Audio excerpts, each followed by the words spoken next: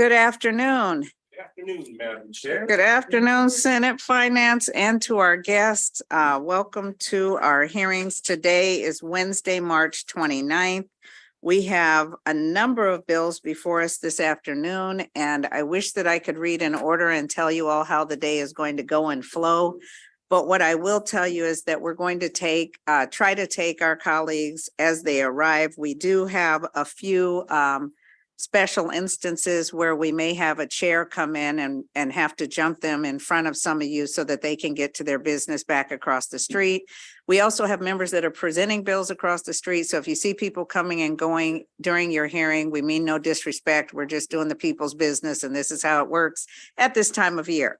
That being said, we're going to start our hearings with House Bill 869, which is the Department of the Environment Study on Death Care and Funeral Practices. Good afternoon, Delegate Boyce. Good afternoon. Forgive me, I don't know my time frame, so I want to make sure what my time frame is so I can be respectful of that time. So sponsors are not timed, but the committee is always appreciative of very Brevity, brief and yes, succinct ma'am. testimony. Brevity, yeah, amen. Thank you so much. And good afternoon, Madam Chair, Vice Chair, and members of the Senate Finance Committee. For the record, I'm Delegate Regina T. Boyce here to present HB 869.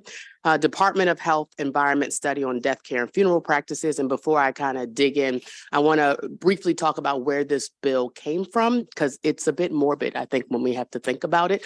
But in my district, 2 years ago, right at the height of the pandemic, we had a Black-owned, very popular, respected funeral home that had an opportunity to add a crematory to its facility, which is allowable in Baltimore City, but requires, of course, an air quality permit from the state.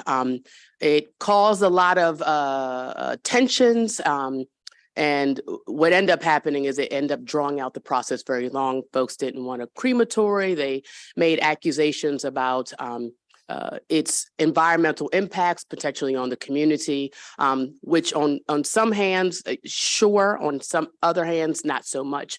But what came from it, from my point of view, was that we don't really know what the impacts are. So we can say, for instance, cremation is worse than maybe traditional burial, but there aren't really any studies to say what any of these things are. And given the fact that things like cremation and other options are becoming more and more popular across the country because of cost, because of the fact that we don't live together as families anymore. So if I die in California, does my mom really have the finances to pack me up, ship my body back to Maryland, there, bury me? No.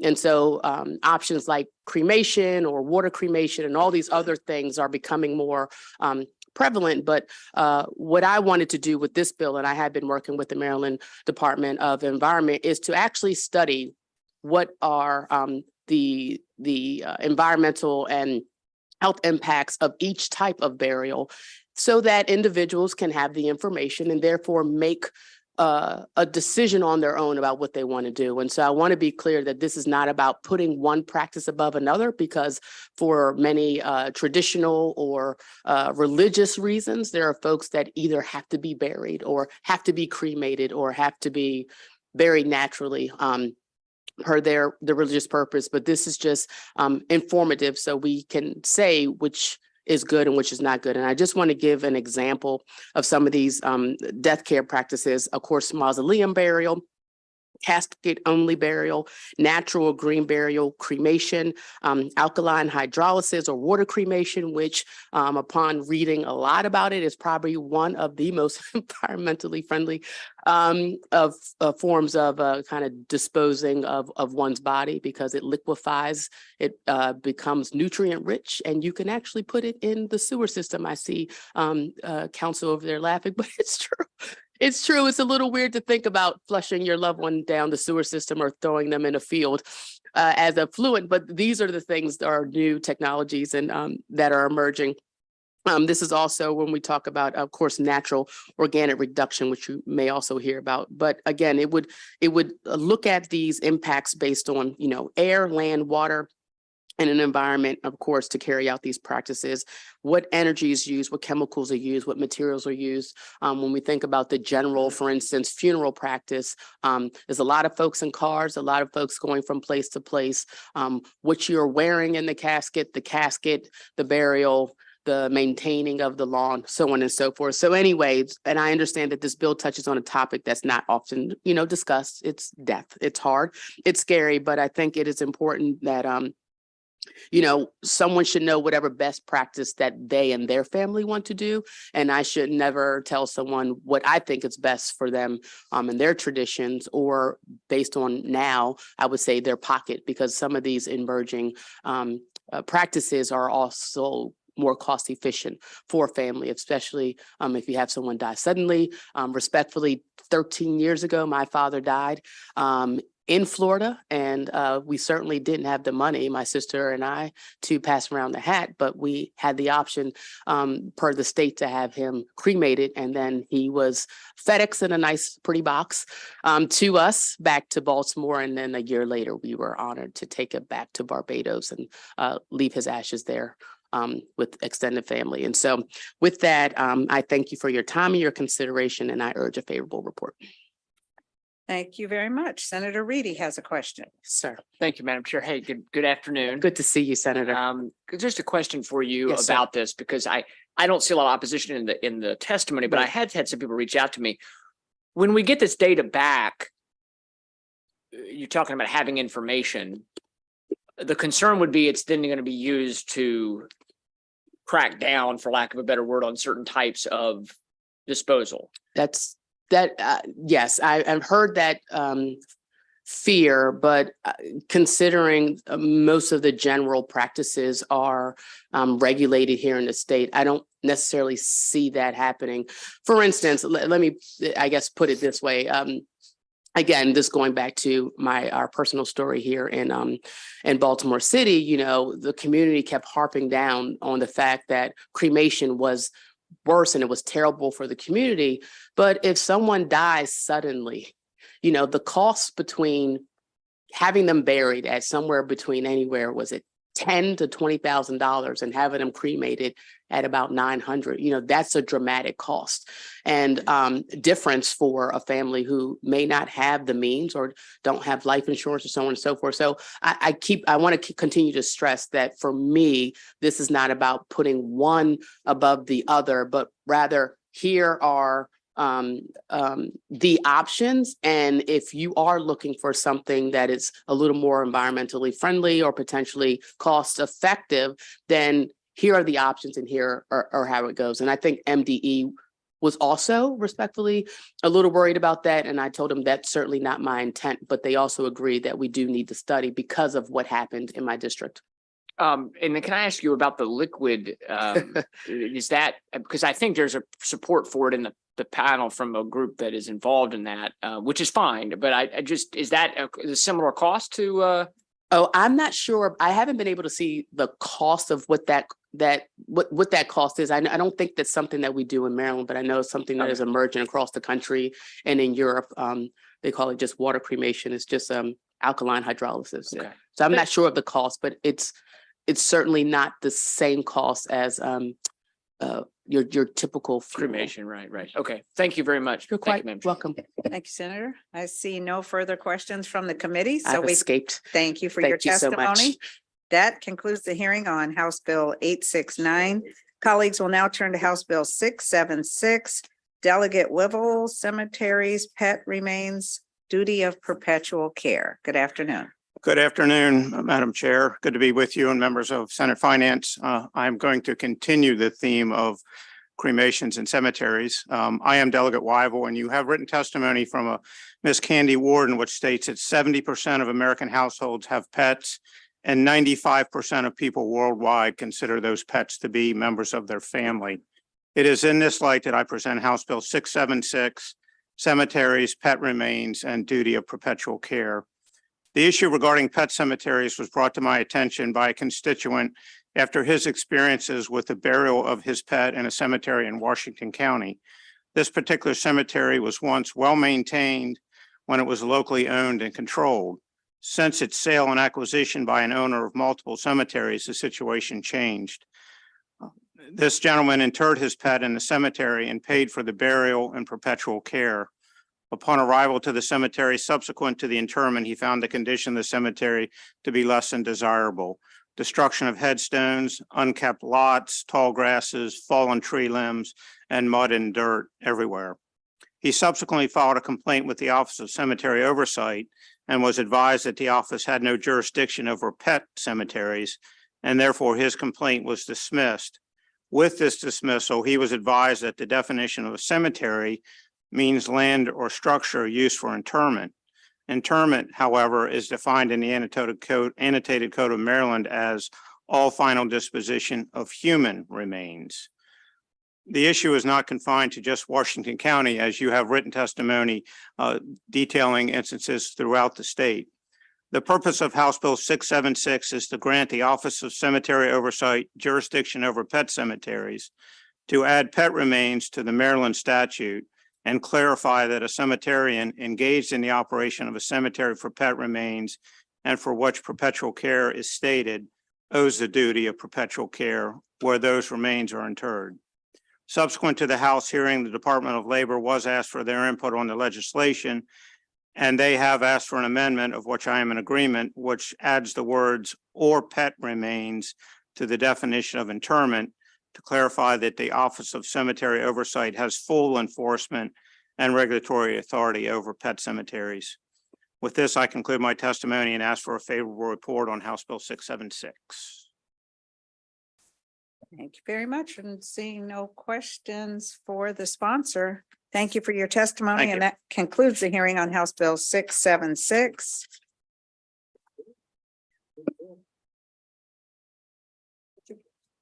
Okay, we'll go ahead with House Bill 1109, Prince George's County Economic Development Business Improvement. Good afternoon, Delegate Lewis. This feels deja vu. We're talking on a similar issue. Thank you, Madam Chair and members of the Senate Finance. For the record, Delegate Jazz Lewis, here in strong support of House Bill 1109 to help allow Prince George's County to establish business improvement districts across the county, particularly in our Blue Line corridor, which is near and dear to both my and the chair's heart. This will allow businesses in the corridor to supplement state and county services to make desired improvements, such as beautification and infrastructure improvements, by consolidating funds through a tax on the district's businesses that they establish. These districts established by the county are a means for businesses to come together and pool resources so that they can invest in their own growth. Creating a business improvement district is an added service that incentivizes businesses to locate in our Blue Line corridor. As stated yesterday, we as a state made a historic investment in this neglected area of our county with a $400 million investment. But we need to continue to add incentives to private enterprises to boost the area and attract businesses to locate along the corridor. Cities such as Bethesda serve as examples of how business improvement districts can help make walkable areas for retail, incentivize businesses to locate in these areas, and grow the environment in totality. We want to replicate this in Prince George's County. Currently, the state has its own version of business improvement districts. However, in the state's law, 80% of businesses in an area need to vote in favor of forming a business improvement district. Such a large percentage is often a barrier for them to be established and is very prohibitive, which is why this county-specific legislation is necessary. If approved, this legislation will allow Prince George's County to begin the process of creating a business improvement district and require the approval of a simple majority of businesses located in the district, which is 50% plus one. Business improvement districts are a means for local enterprises to come together to pool resources and supplement the services that they receive from the county and state, and ultimately be a good neighbor. For these reasons, I urge a favorable report. Thank you. Thank you very much. Any questions for the sponsor? Seeing none, thank you. That will conclude the hearing on House Bill 1109. Have a great day on purpose.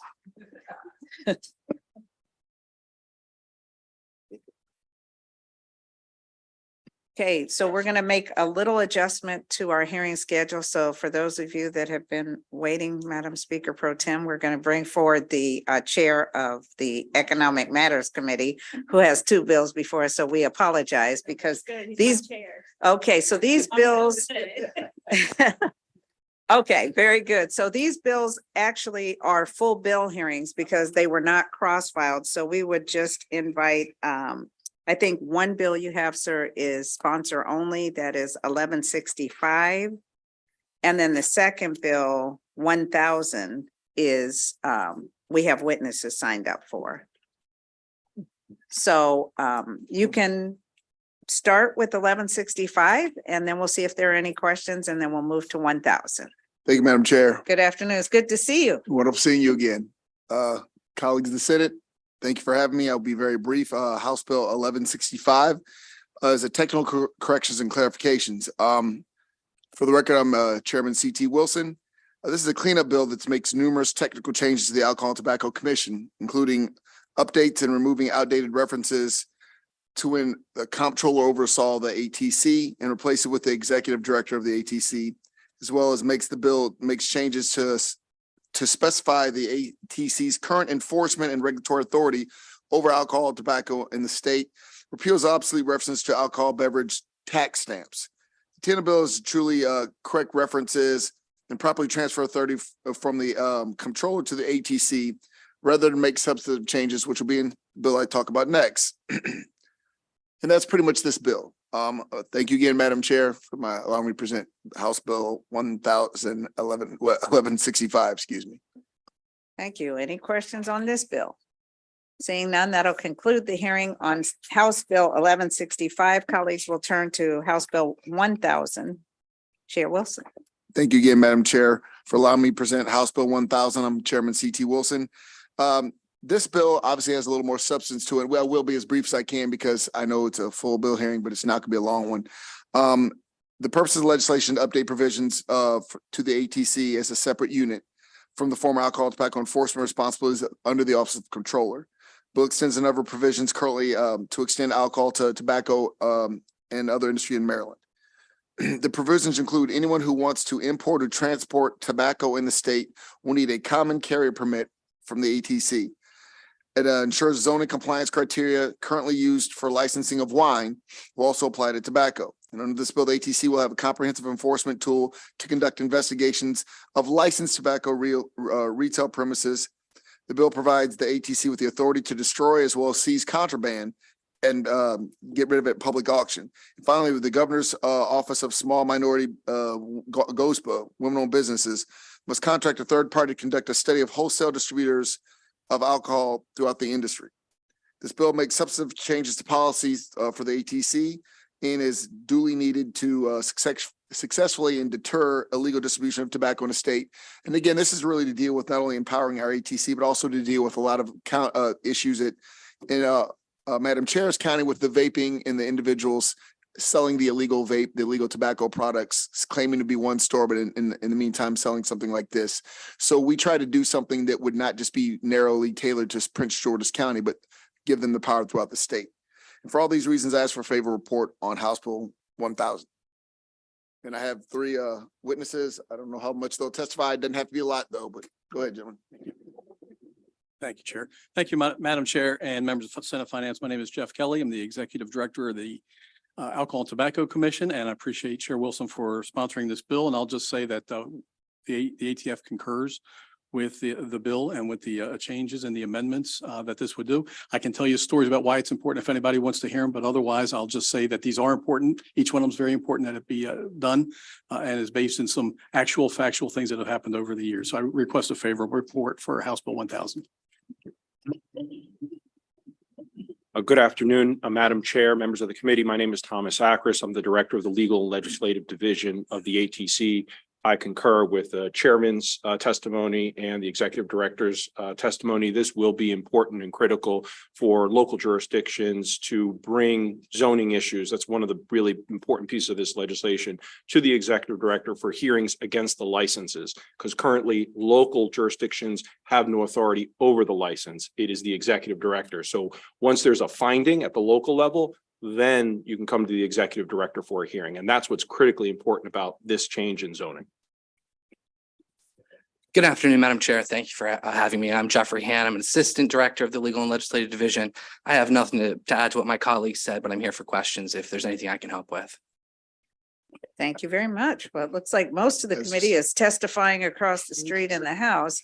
Mr. Chairman, the amendments that have been referenced, and I know some folks are signed up favorable with amendments, those amendments were already adopted by the House. Is that correct? Or I don't know which, Are we if they looking have for additional amendments, I believe someone brought to my attention today that I was fine with having to do with the GOSPA study. okay, Yeah, those I'm fine with. Everything else, I believe we've already taken care of. excellent. And I will say, Madam Chair, that I do appreciate when your senators come over and testify on their own bills versus sending their staff.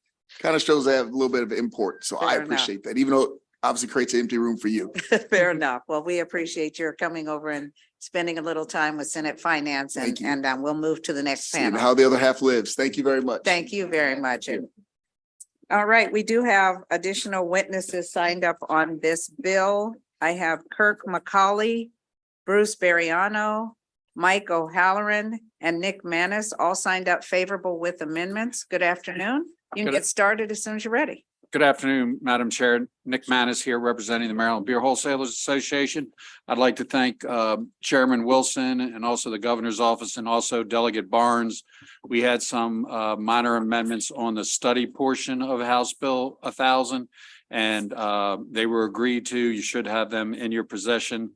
From the Governor's Office told me they were going to provide them to you. If not, I'll get them to you very quickly. So again, we just want to thank the sponsor working with us and the other departments. So thank you.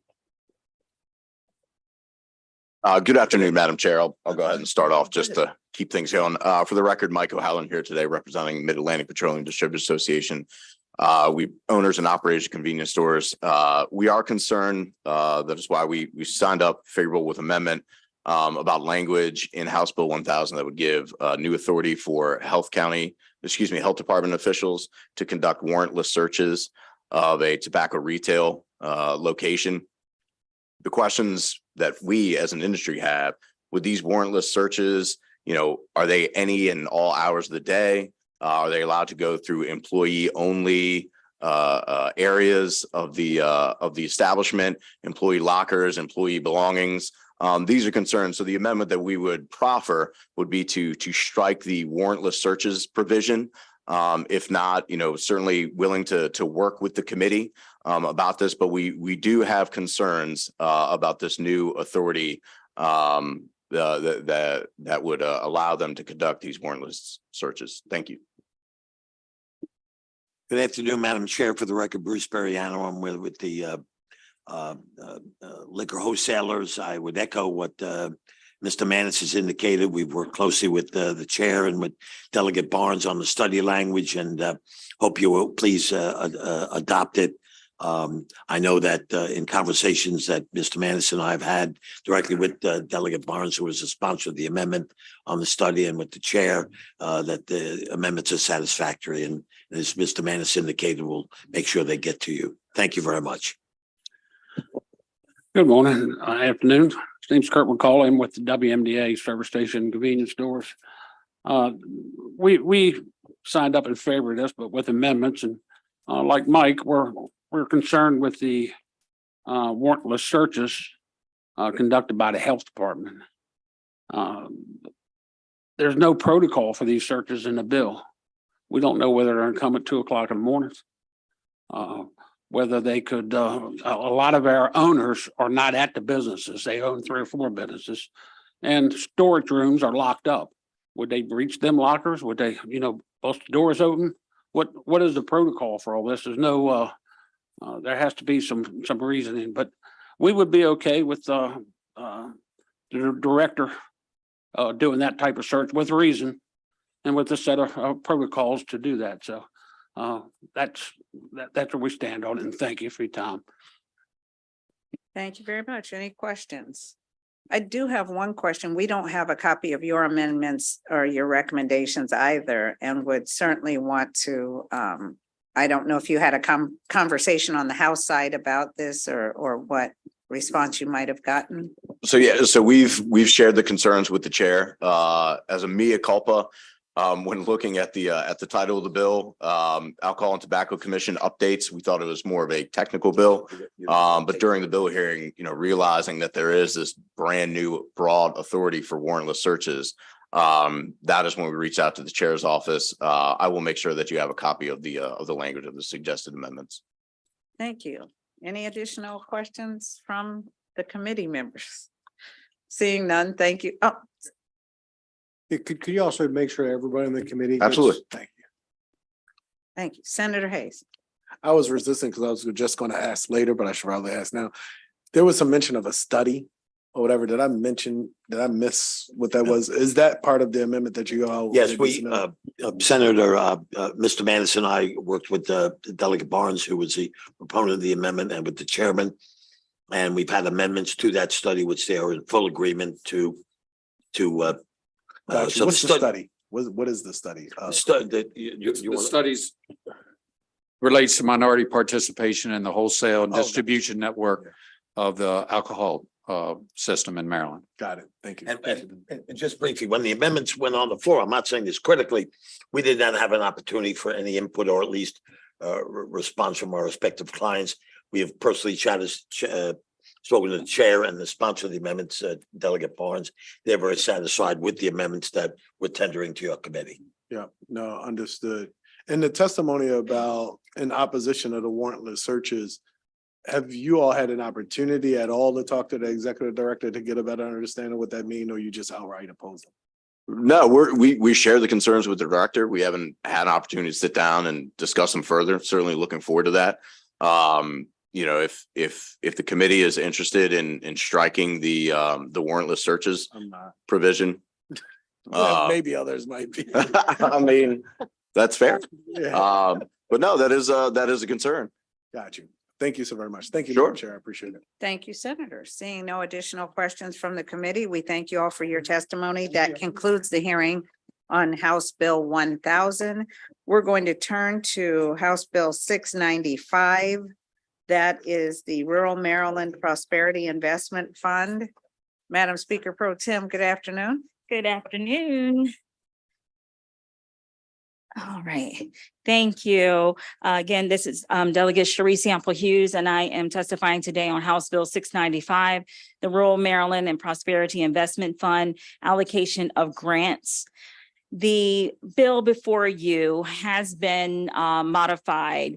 It is where the ask right now is for us to address the ability and the need to have workforce development as an opportunity for the Rural Maryland Prosperity Investment Fund to secure funds for that specific area of interest. And that is the mere focus right now. So as it stands, it strikes the funding request that was in the current bill, as well as the executive committee concurrence with the reallocations of grant funds and the repeal of the sunset.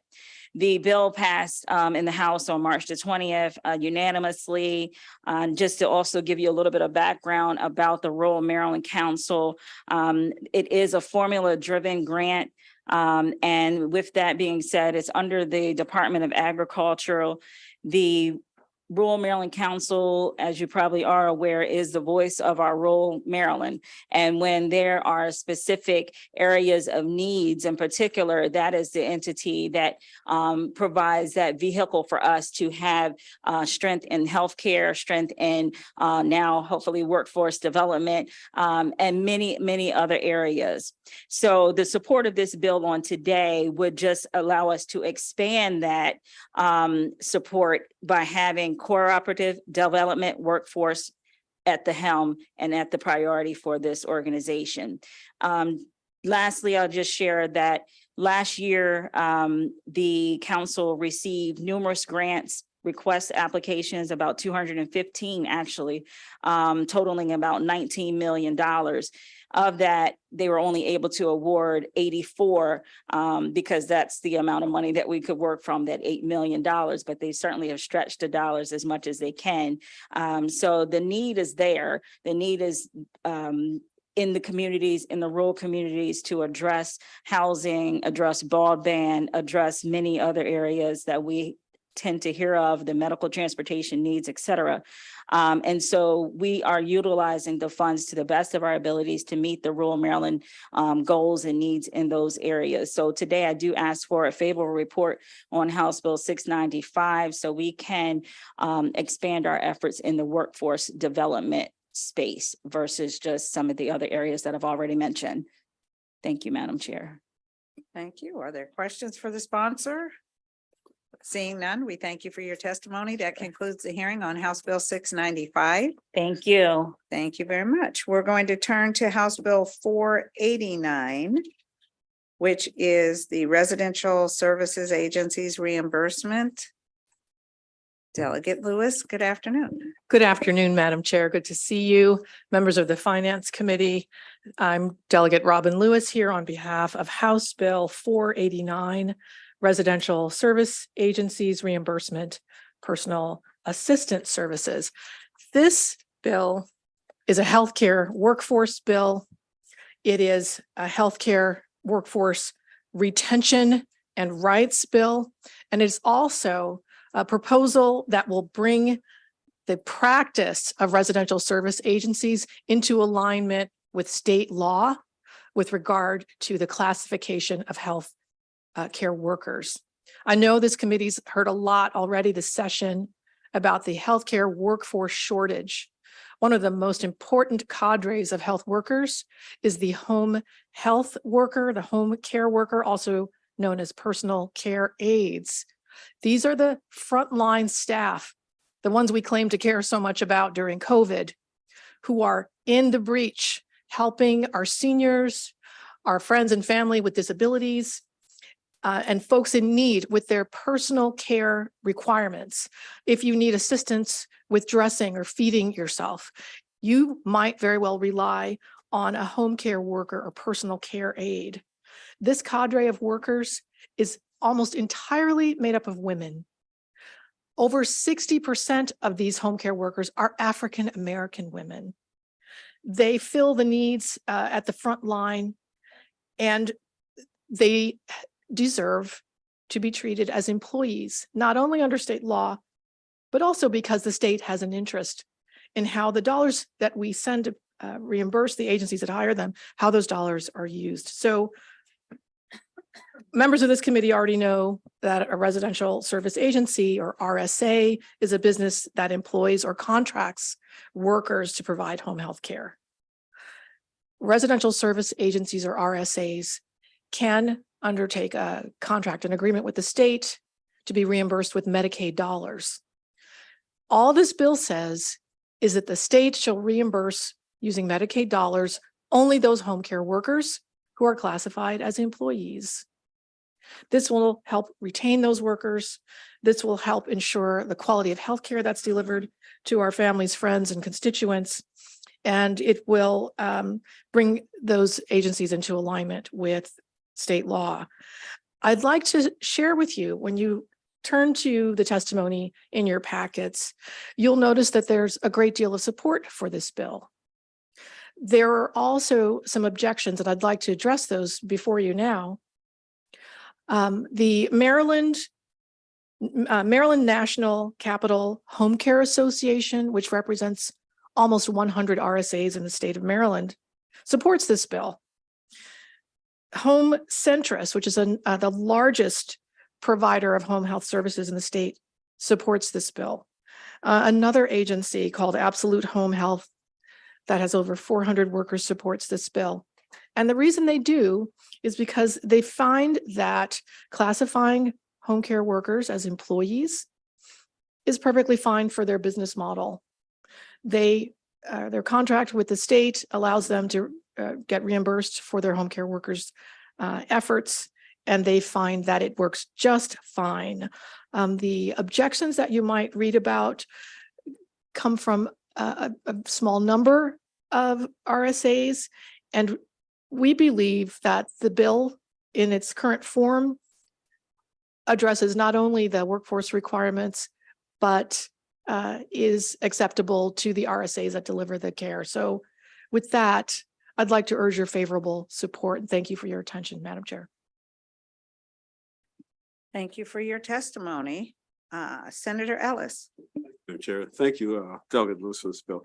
And so I'm looking through the testimony and something like that. I mean, there was no written opposition at all, just one oral testimony. So congratulations on the hard work, getting this bill to this point. Thank you, Senator. Sure, thanks. Thank you very much. Okay, seeing no additional testimony, we thank you very much, and that will conclude the hearing on House Bill 489. Is Delegate Alston here? Oh, there she is. Didn't see you back there. Okay, we're gonna, colleagues, turn now to House Bill 962, which is Physicians and Allied Health Professions Reorganization and Revisions.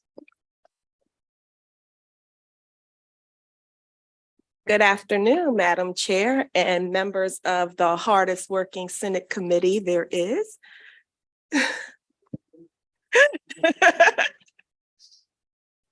I'm Tiffany Alston, delegate from District 24, here to present to you House Bill 962.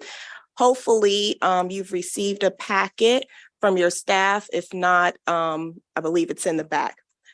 This bill is a cleanup bill of the put these glasses on. This is a cleanup bill of the Maryland Medical Practice Act. It passed the House favorably.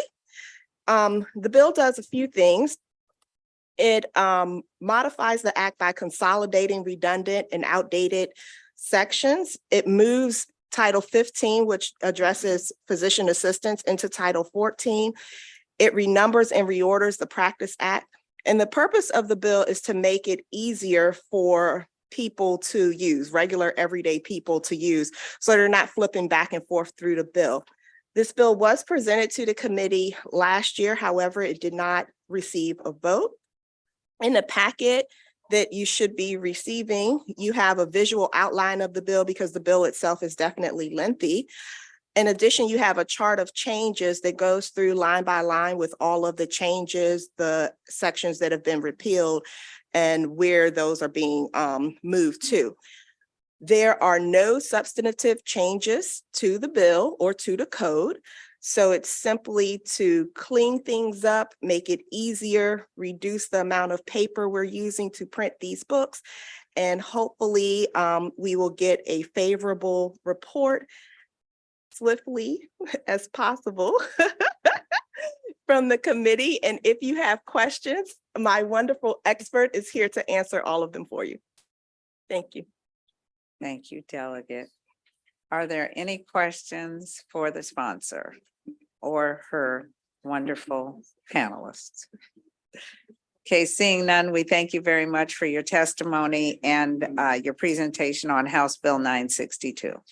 Thank you very much. Thank you. Hey. I have those on both sides, so. All right, so colleagues, we're now going to turn our attention to House Bill 1060, which is the Natural Organic Reduction Regulation bill. Delegate Kaiser, good afternoon. And I see you brought your panel forward. We do have several witnesses signed up for this bill. Chairman Griffith, that rolls off the tongue so nicely.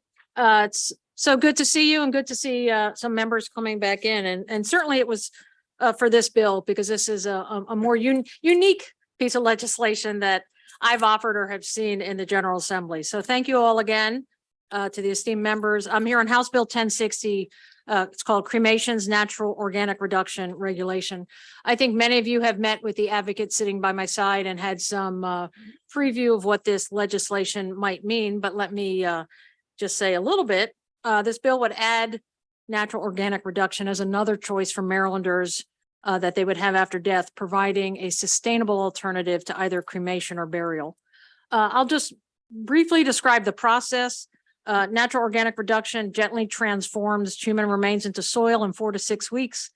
The process, in case anyone is confused about this, the process uses large vessels to hold human remains, which are combined with straw, wood chips, and other natural materials, a heat of over 131 degrees, which kills viruses, bacteria, and pathogens.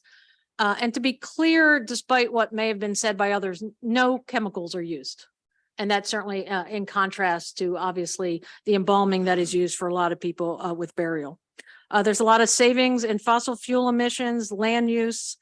It's definitely sustainable alternative. Surveys show that a majority of Americans are interested in green burial options. This is happening in 6 other states. And I want to let people know about the amendments. And I'll say a little bit more here than what's in my written testimony. The bill was amended in the House of Delegates to address the opposition of the Funeral and Morticians Board. Everything that they shared with us was addressed in the bill. We were most recently promised a meeting by the executive director, and I'm looking forward to that call. So we can have that meeting with them to deal with any other concerns. But this bill was amended to conform with the existing regulatory structure of both the Office of Cemetery Oversight as well as the Board of Morticians and Funeral Directors. And very key word change in here went from shall to may. And so while we worked with the Office of Cemetery Oversight repeatedly in many meetings and very willing to sit across the table from us, they are in support of the legislation. They did not have a chance to provide written testimony, but I think you could easily hear from them afterwards, and I'd be glad to share that with you as well. But we worked with them and the Department of Labor, who were unable to provide that. I feel that the amendments that we put in here address the opposition and address the concerns. And I mostly just want to say this is an option.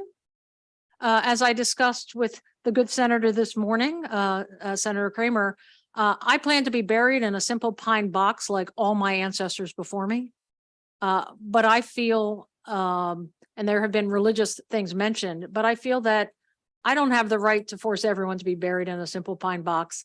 And I think it's another way of religious freedom, and people want different ways to be buried. And certainly cremations are, a lot of people make use of that. There's expectations that more people will over time. That puts a lot of gases in the atmosphere. So again, this is another green burial option. So I'm glad to answer any questions that you might have, but I'll certainly go first to Lily Berkeley to my right, and Adrian Gardner as well to provide some testimony. Thank you, Madam Chair. Good afternoon, Madam Chair, the members of the committee. I'm Lily Berkeley. I am a licensed mortician in Maryland, DC, and Virginia. I've worked in funeral homes for nearly the past decade, mostly in Maryland, and I've served all different kinds of families of all different backgrounds and faiths and religions. And I'm here today to represent who I like to call my green families. And these are the families who have been looking for greener funeral options for a long time. While the way we live has changed dramatically since the Civil War, the way we die has not. And with this bill, we'd like to change that and add a green option to the menu here. So just a couple points from my written testimony. First, that this bill is about choice. It is not about changing any of the current practices within death care in the state. Embalming is important, fire cremation is important. Those options should remain. It's just about adding one other green option to the table for the consumer, but also funeral homes who are interested in being able to offer that as well. It's a new opportunity for them. The National Funeral Directors Association will tell you that 60% of consumers are interested in green options. They will also tell you that the cremation rate in the state of Maryland will reach 75% by the year 2040. So we've got a soaring cremation rate, and we've got a real demand for greener funeral options. And we believe that natural organic reduction could help solve this problem. I love green burial, but green burial alone cannot solve this problem. Many Marylanders do not want their last act on this earth to be one that pollutes it.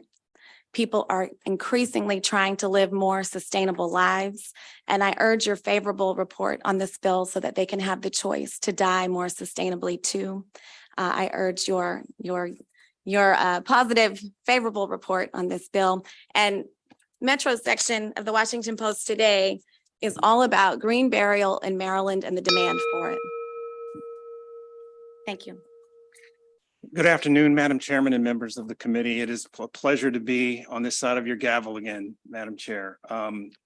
My name is Adrian Gardner, and I'm here as a principal of a company called Green Legacy that's trying to bring this option to Maryland.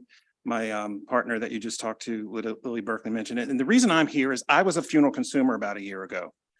Connection with the loss of my mom, one of the things that we researched was green options. And it just floored me that there weren't green options in Maryland. And I was stunned to find that out. And so decided to do something about it. I retired from a career in public service. And I guess the point is, we have now concerns about a study. I want to address that directly. And I'm going to explain why I don't think a study is necessary. And the reason is that there's already a reliable body of science and a proven application of that science. The science comes from 30 years in agriculture, 30 years of composting. The testing method for composting, the official testing method, is 20 years old. There's data in the agricultural sector. The reason that composting was adopted is because it's so good at stomping out virulent diseases. The application has been proven with hundreds and hundreds of people who have now been treated through this method in Washington State, with testing of samples of those cases where you test for fecal coliform, salmonella, arsenic, cadmium, lead, mercury, and on and on. My point is, there really isn't a need for a study because there's ample evidence already. It's a proven application with reliable science. So I don't think that that's really support for that point of view. We've gotten a lot of support for the bill. You're hearing from Delegate Boyce, for example, who looks at this as a compatible option. You've heard from many of consumers in Maryland, as have we. Thank you. Thank you very much. We'll go to Senator Mouts. Thank you. I was going to kind of be quiet, but I was getting into the testimony and get some ideas where I was synthesizing some ideas. So this is a really popular thing on the shore. Our district is Talbot, Caroline, Dorchester, Wacomico. It's all the shoreline from Poplar Island clear down to Bloodsworth Island. And what a ritual for that area is to be cremated and then to be introduced into the bay. So your ashes would be sprinkled into the bay. And it's a really sincere thing. I mean, sometimes questions can be taken a different way, but this is something that I think the first constituent would come to me and say, wait a minute, Johnny, how does this work for if we want to be reintroduced to the bay? Does the bill require that the remains become a soil amendment, or how is that affected by the bill? Thank you, Senator Mouts, and thank you for sharing that lovely custom on the shore. In this case, the regulations would be left to both, again, may if they choose to do it, but the Office of Cemetery Oversight, who is on board, and the Funeral Morticians Board, if they come on board at a future time. And so that would be decided on where the remains could be. Yeah, and clearly after cremation, I mean, there isn't, the mass is not there, right? After this process, is the mass there? I mean, I think it's more than ashes. I think I may have to rely on the experts for that, but it's material that you could be composting. People have used this to place in forest conservancies, or they can use in their own garden. Okay. Is there a standard reduction, like a percentage of just the weight, the size and stuff like, is it? What standard is about a cubic yard. People visualize that as about a truck bed of soil. Uh-huh. So, and this is just an option, people could still choose to use fire cremation and this is just another option. It's not to replace any of the existing options, but the soil could then be used in a conservancy forest or within your own garden to plant a tree. All right. Thank you. Thank you. Thank you, Senator. Senator Vital. Thank you, Madam Chair, and nice to see you, Delegate Kaiser. So I'm reading, there's a lot of testimony, and it looks like a lot of unfavorable. Who's in favor? Thank you, Senator. I appreciate that question. Well, first of all, I think you've all received emails this past week from a lot of different constituency groups, as well as businesses that current funeral home and cemetery that wish to provide the service. The regulators, I'll start there. The Office of Cemetery Oversight and Department of Labor are 100% on board. And earlier in my testimony, when I mentioned that the Office of Cemetery Oversight didn't get their letter in on time, I've since learned that they emailed you all this morning. I also misstated, and I'll come back to the supporters, that we were promised meeting with the legislative committee of the Funeral Morticians Board. So that's the call we're waiting for. Advocacy organization, the Funeral Consumers Alliance of Maryland and Environs, FCAME, the state's leading funeral consumer advocacy group. Morticians and funeral directors. So we've heard from them because their clients are asking for it. And I look at that also as a small business issue. People are asking for a resource. In fact, I would add that Washington State, the first state that's done this, gets 30% of their customers from other states because it's not being offered. And again, constituents, we've received support from constituents who want to have this death care option. And so again, regulators, advocacy organizations, morticians, businesses, constituents. So a lot of broad support. Thank you. Thank you. Senator Ellis. Thank you, Madam Chair. Thank you, Dr. Kaiser, for this bill. Intriguing topic. So as a gardener, I've been composting for years, right? And I understand the process with the temperature has been safe. But I take pause to think of one day in Lowe's and Home Depot, you might have bags of composted human remains that move across the country and people put in their garden not knowing. So, I mean, but that's a possibility, right? You're saying as far as you mentioned, it could be used in like forests and for soil amendments or gardening. And so I would answer that in a few ways. One, that it could be regulated of where it can be. Two, my usual comment for things like this is we come back every year. So if there's any reason to believe that that was happening, but I think if certainly it would be, I'd welcome that amendment if you want to ensure that it could never be, that it couldn't be used in that way. Yeah, I think is fair because we don't expect it to be used in that way, but it would be easy for us to pass a law that way. And it would similarly be easy for the regulators to put that regulation in place. But it could be used that way, you're saying, from the testimony out here heard before. Well, I don't think so. It's we're leaving as I'm looking at the bill language, we're leaving the regulations to the Funeral Mortician Board and the Office of Cemetery Oversight if they wish to create this policy. But I think it's certainly the intent of the General Assembly that we wouldn't do that. Could something happen 10 or 20 years from now? I can't prognosticate, but I best I can say is that same with cremated remains. We don't know where they are necessarily or what they're included in. Yeah, I'm concerned with that.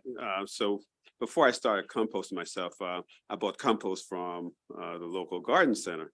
And there was this brand new fancy bag of compost. The price was great. I'm like, wow, what's this? So I investigated. I had to go deep because they hid the source of it. So this was like stuff from the sewage treatment plant, I think in Wisconsin, that they sent over to Maryland and disguised as just regular like leaf grow, whatever. And I'm like, there's no way I'm putting, no matter what it is, that's from a sewage plant to my vegetable garden. So I rejected that. So I'm just wondering if something like that, and you say other states are doing this, could they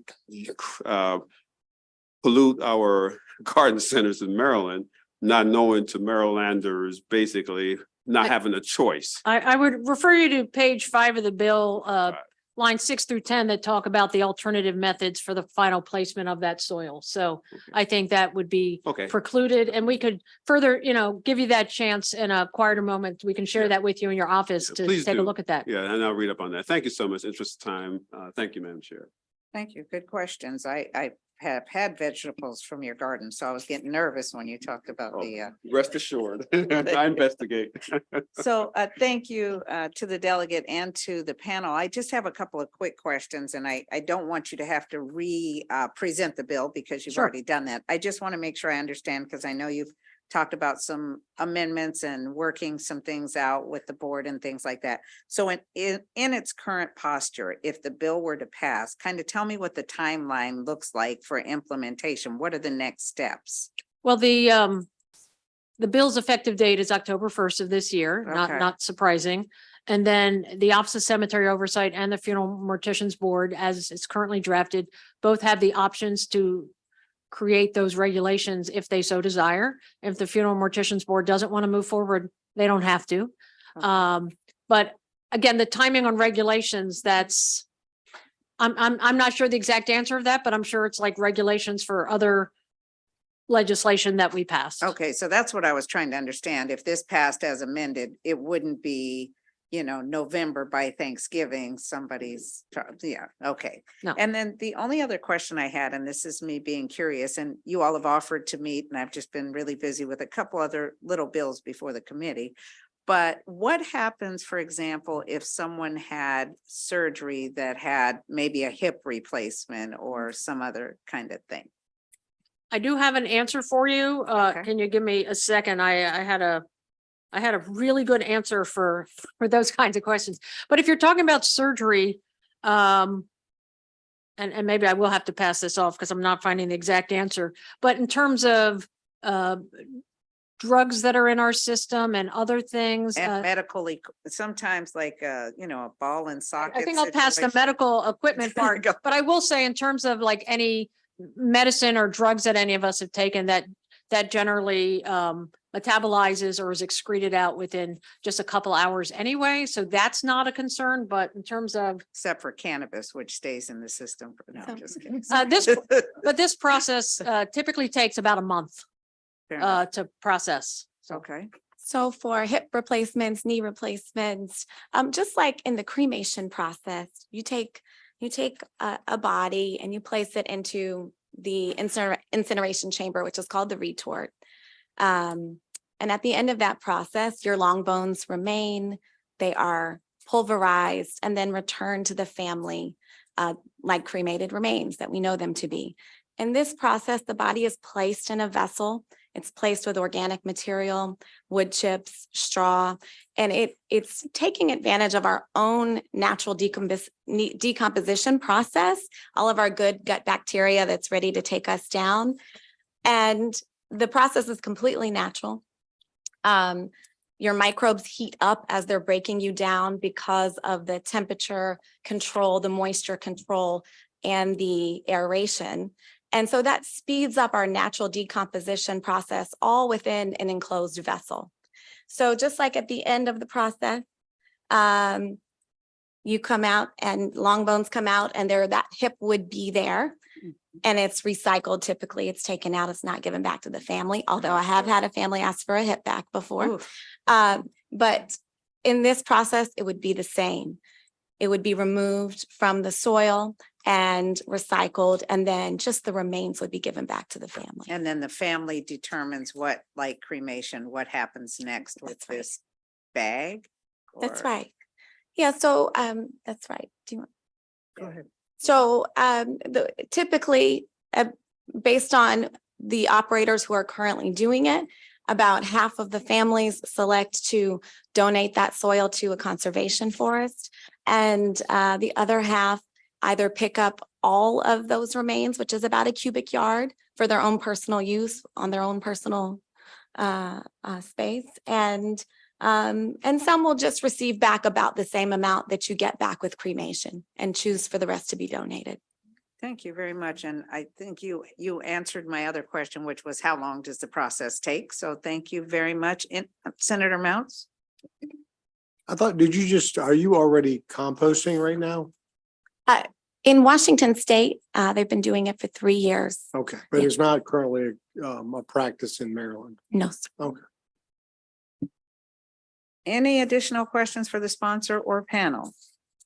Seeing none, thank you very much. We do have additional witnesses signed up on the bill. yes, and I have to go back to my own hearing and voting session, but if there's questions or concerns that come up, my office can get back to everyone to address any of this. Thank you very much. Thank you. Thank you.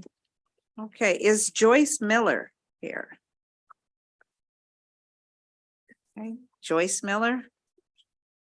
Okay, then we're going to go to the next panel, Dr. Mark Bailey, James Doyle, and Michelle Kuda or Kutta. Sorry. Good afternoon. You can get started as soon as you get settled. Madam Chair, is there a particular order that you'd like to go in? Good afternoon, Madam Chair and members of the Senate Finance Committee. Thank you for the opportunity to provide testimony on House Bill 1060. I am Michelle Kuda. I am a 44-year licensee, and I'm first Vice President of the Maryland Board of Morticians. My concerns regarding this current bill are as follows. The conflation of cremation and human composting. These are two completely different forms of disposition and should be treated and regulated as such. As noted by Katrina Spade, founder of Recompose, who states, human composting is a significantly different process from burial or cremation. The current proposed language and its commingling with cremation is confusing to consumers. Recent favorable testimonies have in fact confused the two processes with alkaline hydrolysis or aquamation, water cremation. I'm not opposed to human composting. However, I'm concerned that passing this bill is premature, as this is a very new disposal option. The premise that this is a 3 decades old is misleading, as it is referencing farm animal composting, not human. The human element has only been an option since the law became effective in Washington State on May 1st of 2020. As of March 6th of this year, there are 4 facilities in Washington. 2 have not renewed their licenses, and I was unable to find facilities in any of the other states who have passed legislation. From May 1st, 2020 to December 31st, 2020, there were no reported compostings in Washington State. For calendar year 2021, there were 116 reported. For 2022, there were 85. And to date, there is no data for 2023.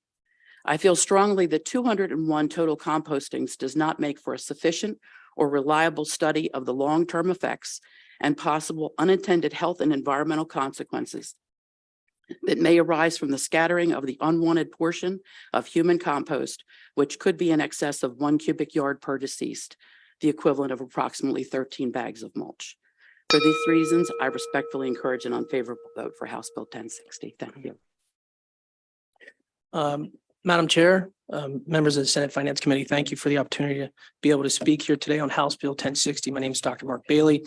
I too am a licensed practicing mortician, and I also own a funeral establishment. So something along this lines could benefit a practitioner like myself. However, I'm not here today as a practitioner. I'm here as a regulator from the Maryland State Board of Morticians. As the president of the Maryland State Board of Morticians, we held a public hearing in which the board discussed this bill in great detail. As a result, the board found that it was unfavorable. And we found that it was unfavorable for many reasons, and probably not for the reasons that some would understand. The board is comprised of both practitioners and consumer members. What we came to was that the board felt there was a number of concerns that warranted a study. The bill defines natural organic reduction as a type of cremation rather than a separate practice.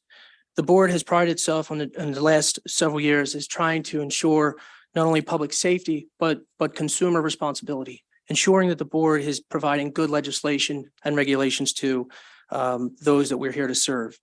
The board is concerned that in order to write regulations that ensures public safety, the board requires access to data on the impact of natural organic reduction. As we've heard in testimony, the bill itself describes natural organic reduction and conflates natural organic reduction with cremation. While the board is aware of the natural organic reduction as a practice in other states, it is relatively new in the United States, which limits the amount of data available. Other governmental agencies, such as the Maryland Department of the Environment, are better positioned to collect and interpret the data in a way that allows the board to write proper regulations, ensuring public safety, specifically ensuring disposal of waste from the natural organic reduction. House Bill 1060 does not include the Maryland Department of the Environment in the regulatory process, and the board has no authority in the Maryland Department of the Environment to collect or interpret data. Requiring the board to write regulations to ensure public safety is very important to us, and therefore we would respectfully request an unfavorable report on behalf of this. Thank you so much, ma'am. Thank you. I'm Jim Doyle here on behalf of the Maryland State Funeral Directors Association. Just to make it clear, we do not oppose the issue of human composting. However, we do very much oppose this particular bill because it is not drafted well and will conflict and cause confusion with existing Maryland law.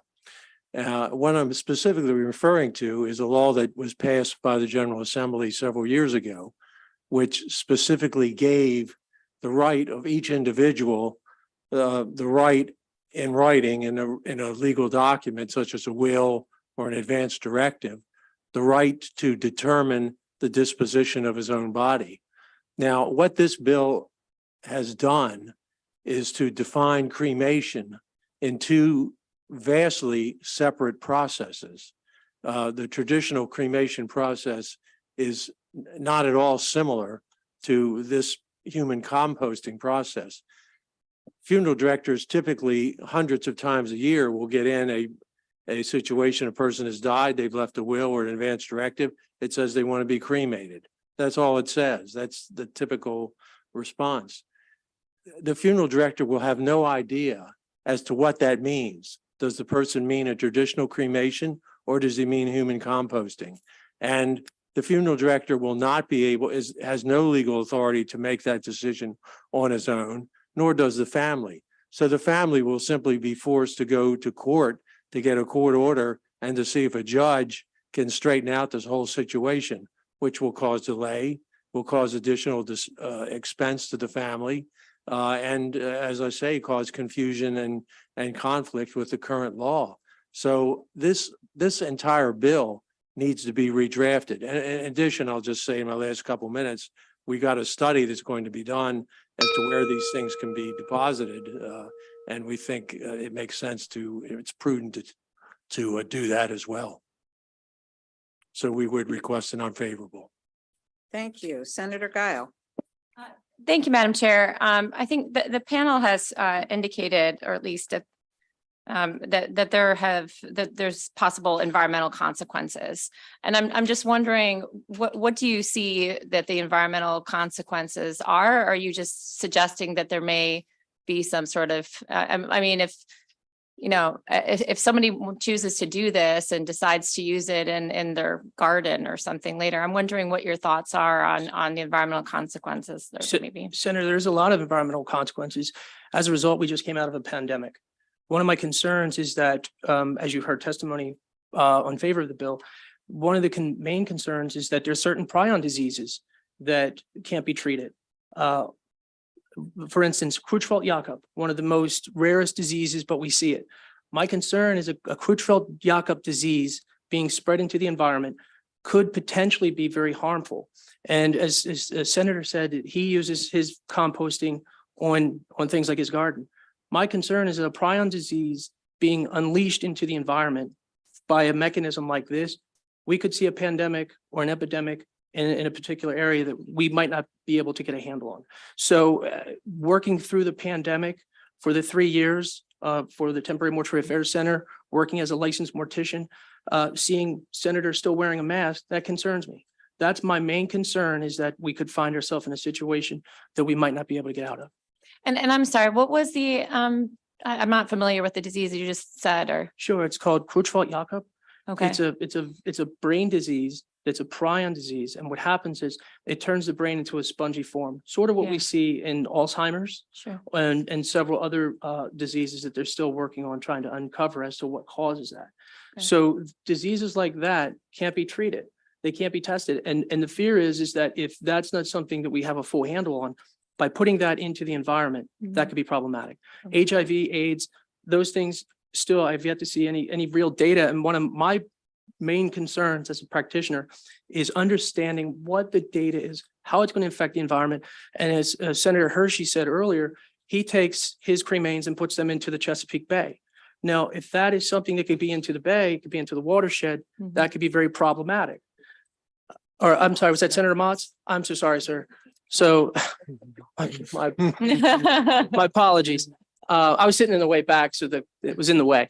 So those are the concerns as a regulator, not as a practitioner. Remember, my role as I am a licensed mortician, but I'm here today on behalf of the Maryland State Board of Morticians. And as a regulator, that's my concern. And I want to make sure we don't have unscrupulous practice. We don't have somebody that's deciding to do composting. And now we turn these areas that they're saying conservation land. To me, conservation land means we're protecting that area. By placing composted material, what will that do to the environment? We saw what happened in Tibet when the sky burials, it's a form of disposition that they have. If you're not familiar, they dissect the human body, place them up on the top of the mountain, and then the vultures come in and they believe in the circle of life. What happened was he had to start drawing down because it was causing harm to the environment. So the study, what we believe is, and again, the board isn't saying that we feel that it should not be a potential practice in future, but what we believe is that if we do it safely and effectively by a 5-year study, we see that California has passed a bill, but they're working for a 5-year bill that they can work with the agencies. So is that a 5-year study? Is that what It's, you? it's a little bit confusing, but I believe they passed the bill, but it's going to be 5 years before the implementation. It's Okay. what I gathered from the bill itself. We want to see something similar where we can, if this is a practice that the state of Maryland decides it wants to travel down, then we don't want to turn conservation areas into areas that become human dumping grounds, because we're talking about a commercial enterprise turning into a land area that's owned and operated in most cases by the state of Maryland. So I just want to make sure that we convey that message properly, that it's not that we oppose what the delegate is saying as far as natural organic reduction, but as you heard testimony, we want to make sure that the language is cleaned up. There's an understanding of what it's actually going to do to the environment and what the potential is. So the study would be, in my opinion, probably the best thing that we could do for all of us to ensure that if the senator wants to use human composting for his tomatoes to share with you, Madam Chair, then I would make sure that we do it safely. So I appreciate that. I guess I'm wondering, is it your understanding that some of the environmental consequences that you just raised, is there any difference between that from human composting versus cremation ashes? Are those sort of risks that you just raised? I mean, are they evident? Are they still there with the scattering of ashes? No, actually, the implementation of cremation does in fact essentially distort because the temperatures are between 1800 degrees Fahrenheit. There still is a risk of could be potentially, but that is something that cremation itself, you contain that, it's kept in a vessel. And actually, I'm gonna back up. Creutzfeldt Jakob is recommended to be buried in a steel container in a vault, so that way the potential of that spread of that particular virus doesn't get out. So cremation would not be utilized in that form of disposition. Okay. All right. Thank you very much. You're Appreciate welcome, it. ma'am. Thank you. Thank you. Senator Lamb. Thank you, Madam Chair, and apologize. I was just coming over from the House because of another hearing, so I only caught the tail end of this. But the part that I did catch regarding Creutzfeldt Jakob, it's a very, very rare disease. About 100 cases, sir. Right, like nationally or around the world? Well, I've read as far as nationally, but I've encountered Creutzfeldt Jakob myself on several occasions. And when and you're oh, I'm so sorry. My apologies, Senator. Yeah, so it's I think we're making the same point here. It's a very, very rare disease. It's to those uninitiated to some of this, it's similar to, it's not viruses per se, it's prions, and prions are similar to, like, you may have heard of mad cow disease in the past. And so not exactly the same as Creutzfeldt Jakob, but similar. But I think when we looked at the evidence too, I could find no evidence that Creutzfeldt Jakob prions would survive the cremation process. I mean, you're heating it up to very high temperatures. Have you seen any evidence that? But my Senator, that's why I said to you, I made clarification that that's a burial. On Creutzfeldt Jakob, we would not cremate in that case. So that would be a case that we don't even recommend embalming or open exposure to the cranial. I know that autopsies are conducted by the National Institute of Health. I've actually had cases in which we've picked up from them regarding these types of cases, and we go full gowns, full garb. And when we pick them up, we take them directly, place them we keep them in a sealed human remains pouch, placed into a sealed casket, and then buried without observation of family by viewing. So, and I think this bill sets it up so that there are regulators that will come up with regulations as to how this would be able to be handled if we were decided to move forward with this piece of legislation. couldn't there be some type of regulation in place to say that if it was an individual diagnosed with Creutzfeldt-Jakob, that they would be handled in a way differently than other remains? And so, wouldn't that address the concern that you have? Senator, I think that's just one component of a concern.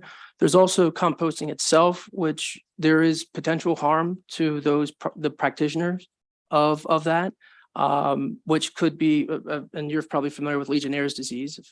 So that's one of the derivatives of human composting is that's more indicative.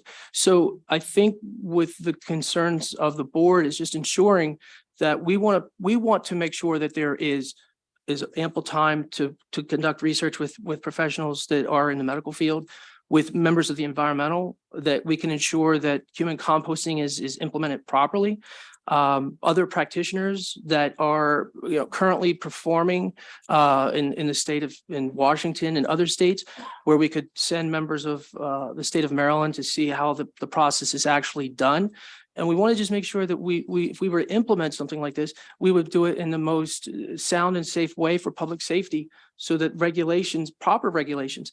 There's also some considerations that weren't given to pre-needed funerals. There's a lot of concerns that the board has. And when we spoke to Delegate Kaiser's office, those were a lot of the concerns that were raised. And I just want to make sure that, the concerns were heard by the members of the Senate. They understand that we have carefully thought through the things that we're trying to do to safely implement something that's a totally new process. And Ms. Kuda had illustrated that, they're utilizing agriculture as a form of a study. My opinion is that that's not really an accurate study. We have people that are currently doing this that have been doing this for the last 3 years. By utilizing this, we could actually have a good study. Thank you. Sorry, let me just wrap this up. Yes, sir. And I think other states have moved forward with this and they've looked at this, and my understanding is that other states do not allow Creutzfeldt-Jakob disease individuals to be composted in their remains. And so, I think there are provisions in this bill that allow regulators to take a clean look at how they could do this in a manner that doesn't endanger the safety of a community. And I think all of that can potentially be looked at in regs. And so, I appreciate the response, and from all of the evidence that I had some of my office look at this, because it just kind of caught folks' eye. But we couldn't come across any evidence that there was any potential harm to a community if it was done in a safe fashion under the guidance of regulations. Can I ask the senator a question? I didn't have. I'm sorry. I thought. No, there wasn't a question. If anything, there was, Thank you, Senator. isn't that so? But let me thank you all for your testimony and just say this is something new and something different. And one of the things that I asked the previous panel is, what is the timeline for implementation? And what I heard very clearly in the response is that the timeline is that there would be work to develop regulations. And so I do feel this is different, and I'm not sure how it would work and all of that, but I also heard very clearly that there would be a process where regulations would be proffered before any implementation would happen in the state of Maryland. And I read in MSFDA, is that you, Mr. Doyle, that you all Yes. don't oppose natural organic reduction, but you had issues with the bill, the way that it is drafted. And so I don't know, I heard the sponsor say that she worked with some groups on amendments. Were you offering amendments to help address some of the issues you found in the bill? No, we have not worked with anyone on any amendments. And just to be clear, our problem is with the drafting of the bill. We believe that there has to be, in order for there to be a logical or a rational way of carrying this out, there has to be a clear distinction in the bill between cremation, the traditional cremation that people are familiar with, and human composting. Sure. They cannot be intermingled Right. and used in the same term as cremation. Understood. Otherwise, you have all of these legal problems when the Understood. person, when the family comes in with a will that says, I want to be cremated.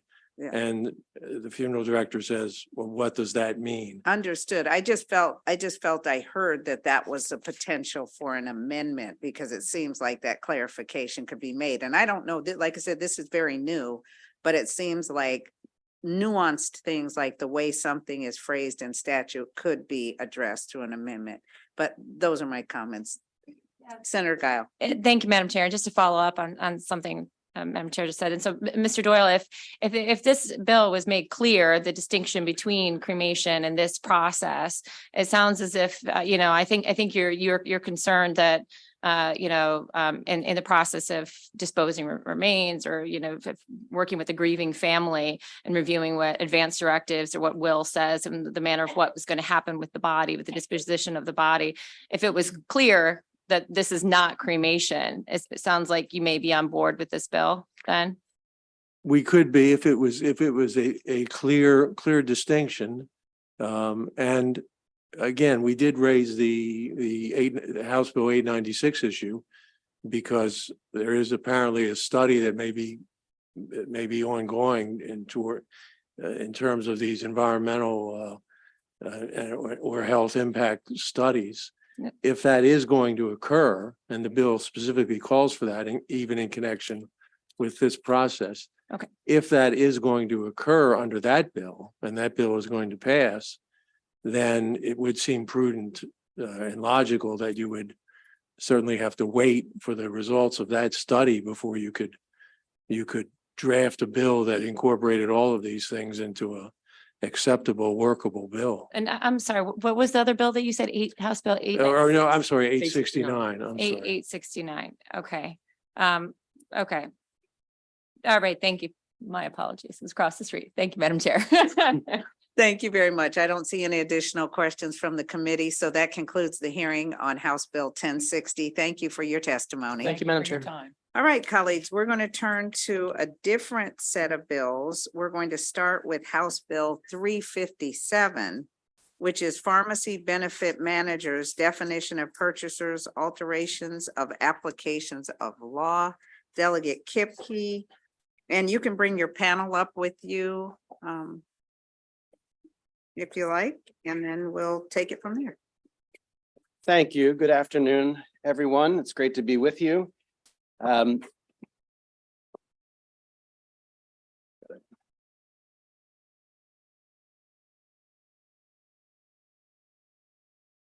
House Bill 357 is if you look at it, it's very hard to understand. You have to take your time. I had to have the Maryland Insurance Administration walk through it with me to understand how it's impacting the code. It's very technical in nature. And my comments for this bill will largely reflect my comments for the three bills that you'll hear related to pharmacy benefit managers.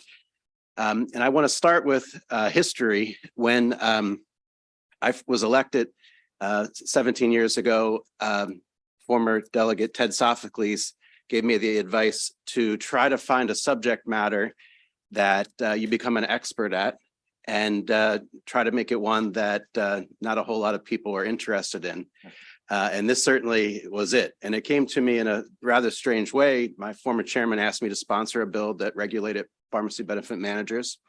And former Delegate Dan Morehine had a package that he worked on as the subcommittee chairman. And that's how I began to learn about them. PBMs are a good idea, and they're supposed to serve the interests of their clients. They really should be a fiduciary for their clients. Although there are countless examples of how the system of delivering pharmaceuticals in America has gotten off the tracks. And this is why we have legislation each and every year. Back in 2007 was the first package of bills, 7 or 8 bills put forward. And since then, over the last decade or so, many different bills have been introduced and enacted largely in a bipartisan, unanimous or nearly unanimous fashion. Things used to work well with PBMs. It wasn't until CVS and Caremark became one company. So a payer and a payee got on one team, and the payor began to do things to give its own company an advantage. It's sort of sad, in my opinion, that Congress allowed that merger to happen. You can really look at that as the beginning of the problems. There's an unhealthy balance of power. Back in 2008, the state punished Caremark and hired a fully transparent PBM called Catalyst RX. And back then there were over 100 PBMs. Today, there are largely 3 because of acquisitions. Three are responsible for nearly 80% of all prescription transactions in America. There have been various schemes over the last decade or so that this legislature has taken action on. In the way they reimburse pharmacies, they've created things that it's almost hard to understand: DIR, GER, MAC pricing, fees that a pharmacist can't even understand why they're being charged or how much they'll owe at the end of the year. We have a delegate in the House who used to own a pharmacy, and the person that bought it from him just shut their doors because they were hit with an outrageous set of fees that they had no control over, and they didn't know that they would be hit with. And this is a common practice. So we've passed a lot of bills that impacts a very small portion of the PBM market in Maryland. You're very familiar that some of the bills we pass only impact less than 20% of policies. Well, the Supreme Court recently ruled in a unanimous bipartisan way. In fact, 2 different, political philosophy judges wrote opinions that supported what they did. They said that PBMs largely are not protected by the federal ERISA laws, and that states' laws that regulate PBMs can impact all of the PBM unless it has something to do with plan design. So the bill before you just expands everything that is in the law that impacts our state of Maryland policy, and individual group policy, and large group gets expanded to self-insured and small business insurance policies as well. Now, let me tell you why this is important that we do this. Some pharmacies have been helped by the things that we've done, and we want to make sure that all pharmacies are helped by what we've done. There have been scores of lawsuits.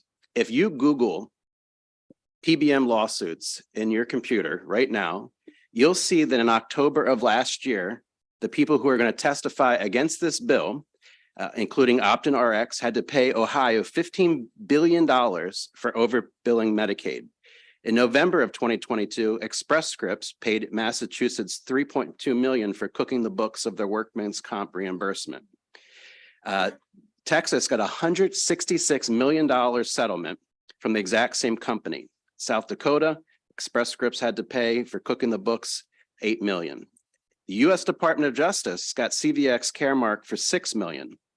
And these are all the people that are going to be testifying against the bill. One other thing I just want to bring up is it's very brave for these pharmacists to show up. We had a hearing a couple of years ago. I mean, they're desperate, which is why they're here. I don't know if you've seen it. This is new to some people. We've seen pharmacists come to this table and cry because they're so upside down, and they're filling tons of prescriptions, but they can't keep the lights on. We had pharmacists testify a year or so ago, and that night in their pharmacy, they received faxes, yes, because PBMs still like to use fax machines, that their contracts could be terminated for any reason at all. Other pharmacists didn't get those faxes that night, just the ones that came and testified before us. So what I'm suggesting is this piece of the market has morphed into something that is a very unholy aspect of the healthcare delivery system.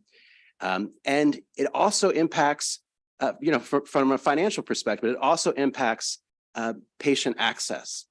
So think about the riots. My friend Senator Hayes, when I talked about this in the past, when there were the riots in Baltimore in response to the Freddie Gray tragedy, CVS did not stay open in where they were located. They closed down. But the independent people who come here to testify in front of us, they got the prescriptions to their patients because they knew their names. They cared about them. They know about their family and they wanted to be there to help, even though it was dangerous, frankly. But they wanted to be there to take care of people. So this is about patient access from that perspective as well. The opposition, this is an important note, will bring up that pharmacies are growing left and right. It's a healthy market. It's stable. That's patently false. That's reading data the way you want it read to benefit your case. The Maryland Board of Pharmacy put out a notice very recently to their membership. And at the second paragraph, and I can share this with you if you don't already have it, they stated a review of pharmacy closings. We've had 23 so far this year in 2023. We are on pace to match the same number if the current trends continue, and it will be a record year. What's interesting about those closing, it was analyzed. The closings happen in areas where there's high poverty. And that's because the payer mix isn't as financially healthy. So in my county, for example, in certain areas, these pharmacists are doing well. And that's because people come in and they buy CBD oil. That's $60 for a half an ounce. But in other communities, people can't afford that. And so there isn't a way to keep the lights on. And so in those areas, including the Baltimore metropolitan area, followed next by Prince George's and Montgomery counties, they have a 4 or 5 times higher rate of closings than openings. So think about that. There's a decreasing number of pharmacies available in the community. So the data that they suggest is cherry picking to benefit their case. Patient suffers when pharmacies aren't where they need to be, and we need to help those patients ensure that they have quick and convenient access to their prescriptions. And finally, this is the first year that 2 things happened. One, Blue Cross Blue Shield Care First isn't here opposing the bills. I think that's an interesting occurrence. In the past, they did. And for the first time, MML and MACO are raising concerns over cost. And I can tell you that we already have this in the state of Maryland plan and in the individual group and large group. I don't think that they truly understand that they're getting raked over the coals by PBMs. It's intentionally difficult to understand, and be glad to answer any more questions about that. Thank you.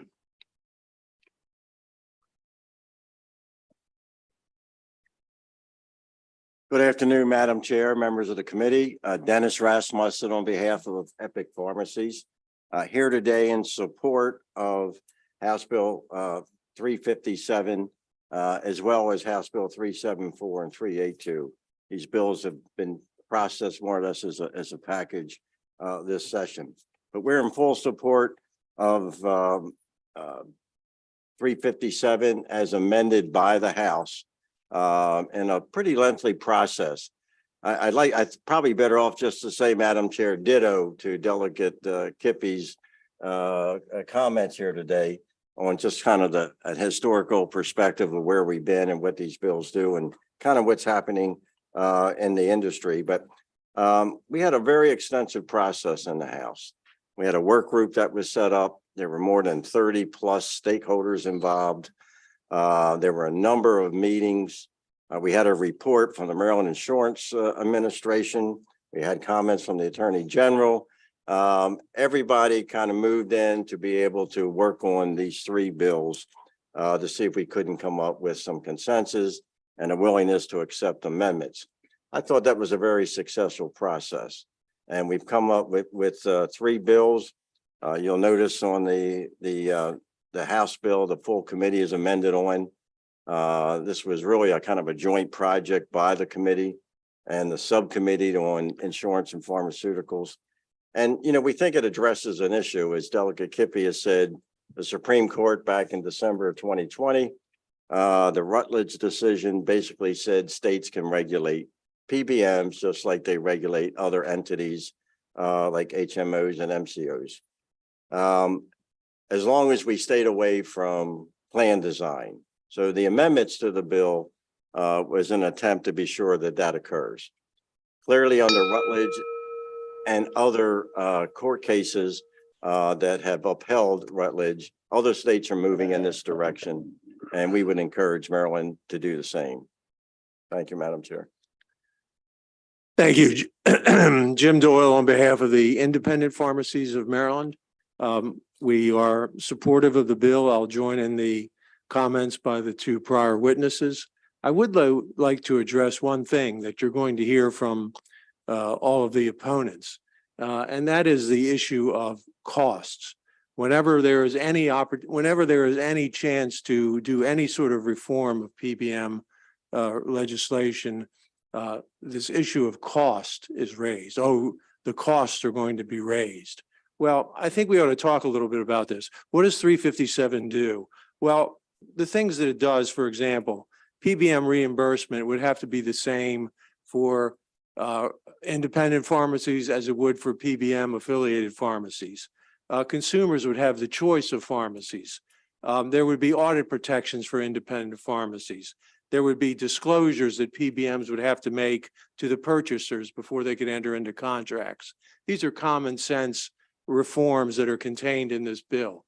Now, you're going to hear, well, this is going to raise the costs. Well, you know, one thing, there are going to be a couple of things you're not going to hear. You're not going to hear by how much are these common sense provisions going to actually raise costs? Are they going to raise them a lot? Are they going to put the PBMs out of business? By what measure are these costs going to be raised? You won't hear any of that. You'll just hear the general term costs are going to be raised. The other thing you won't hear of is how will this affect the PBMs? Well, let's look at CVS PBM. Last year, revenues of $169 billion. Optum PBM, revenues last year of $182 billion. Express Scripts, revenues last year of $100 billion. These three PBAs themselves only or rather raised $440 billion in revenues. And I would like to hear how these common sense reforms in this particular bill are going to affect those kinds of revenues by these PBMs. Good afternoon, Madam Chair and members of the committee. My name is Christine Lee Wilson, and I own and operate Professional Pharmacy in Rosedale, Maryland. I purchased my store in 2016, but before that, I did work at a different independent pharmacy for 6 years, and I have been following bills and testifying on bills since 2005. So I'm very familiar with PBM bills. I'm very familiar with the process. When I first started testifying, it was extremely frustrating. We would come to work on bills for transparency or for MAC bills or other issues with reimbursement. And we would come and I would state my case. And then the opposition would come and say that really doesn't qualify because it falls under ERISA. Or this doesn't work because it falls under ERISA. Or it's only going to affect less than 20% of Marylanders because those are all ERISA plans. And it just would leave my head like banging against the wall. Like, when is somebody going to do something about ERISA plans? Because if it affects one plan, it affects all plans.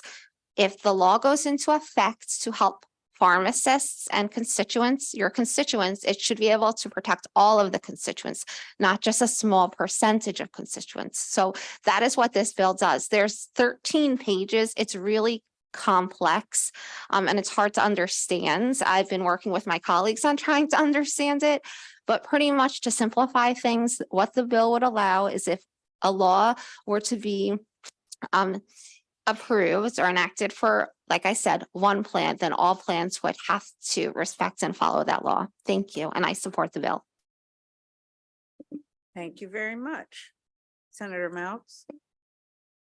And I don't, thank you. And Delegate Kipke, you had a lot of testimony, but just quickly, I wanted to pose a question for you because I went through the testimony and the one that kind of caught my eye was the Maryland Chamber of Commerce is testifying against the bill. And as it was mentioned, the objection will be cost. And I know you've had a lot of time to present the bill and talk about the bill, and it's a complicated bill. My phone's been very busy. I have a lot of independent pharmacies in our district. Craig's Drugstore, Hills, Jeff Shear down in Salisbury. I mean, it just goes on and on. A very rural district. They're very concerned about not specifically this bill, but just their ability to continue to survive in the environment. But in the chamber's opposition testimony, they say, the legislation will have major impacts on both employers and employees throughout the state. And that ultimately, these healthcare plans are covered by ERISA, and that the change would potentially increase healthcare costs. Specifically, can you get into some examples of where you would disagree with the assessment of the Chamber of Commerce on that issue? Yeah, I was surprised to see it, and I think it has a lot to do with a misunderstanding of what is going on as it relates to the level playing field that we're trying to create for independent pharmacies. So, and it's not just the last name owned places that you mentioned. There's other places in support of this bill that just doesn't happen to be CVS, grocery stores that have pharmacies. ShopRite pulled them, they closed them all because they couldn't be viable. But how is it right that I can reimburse at a higher rate the mail order pharmacy that I own, or the CVS location that is the same company, but the place a mile away, I can reimburse at a lower rate? It's a matter of fairness. So if it, and frankly, all these, they don't have any negotiating power at all. So they're just at the mercy of the plan. And they hope at the end of the year, they don't lose so much money that they can't survive. So, the provisions that this bill, have an 800 number so that I can call and talk to somebody when a prescription is denied. Basic framework about audits. Some of these places get thousands of requests from an auditor for thousands of prescriptions that takes up an enormous amount of time that they can't deal with. It's like sinking them. And so it's just a matter of fairness. It doesn't talk to reimbursement at all. It just really speaks to fairness and transparency. Thank you. Any other questions for this panel or this sponsor? Okay, seeing none, thank you very much for your testimony. We have additional witnesses signed up on the bill. So we'll call forward Camille Fesh, Kimberly Robinson, Jeffrey Guido, Robert Inton, and Matthew Celentano. Madam Chair, I think there's two witnesses virtual. Yes, sir. We take our virtual witnesses after our in-person. I'm sorry. No problem at all. No problem at all.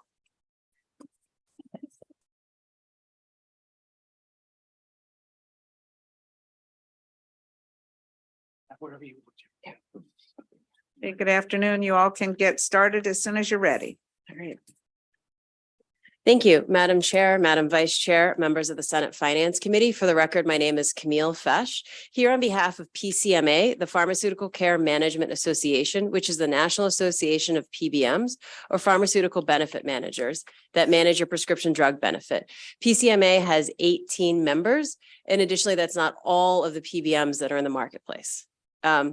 So I'm going to talk a bit about the overview of what PBMs are and how they function in the pharmaceutical supply drug chain, and then turn it over to other of my fellow testifiers to talk about different aspects of this bill. But to be clear, we are requesting an unfavorable report. PBMs are the entities responsible for your pharmacy benefits. They are the way you gain the access to your prescription drugs. PBMs are used by 275 million people nationwide for more than 3.6 billion prescriptions that are filled annually. PBMs are the only entity in the pharmaceutical drug supply chain that are charged with driving down drug costs, saving money for patients and health plan sponsors. PBMs are estimated to save health plan sponsors and patients over $1,000 per person per year. Now, the health plan sponsors are the ones that engage PBMs. No entity has to hire a PBM, but they find it is the most efficient way to manage a prescription or the pharmacy drug benefit. And the pharmacy plan sponsors include public sector employers like the state of Maryland, private sector employers, government programs like Medicare and Medicaid, health insurers, and unions. Plan sponsors have the resources to bid out health plans, and they do it in a competitive nature using consultants to make sure the process is fair, efficient, and competitively bid.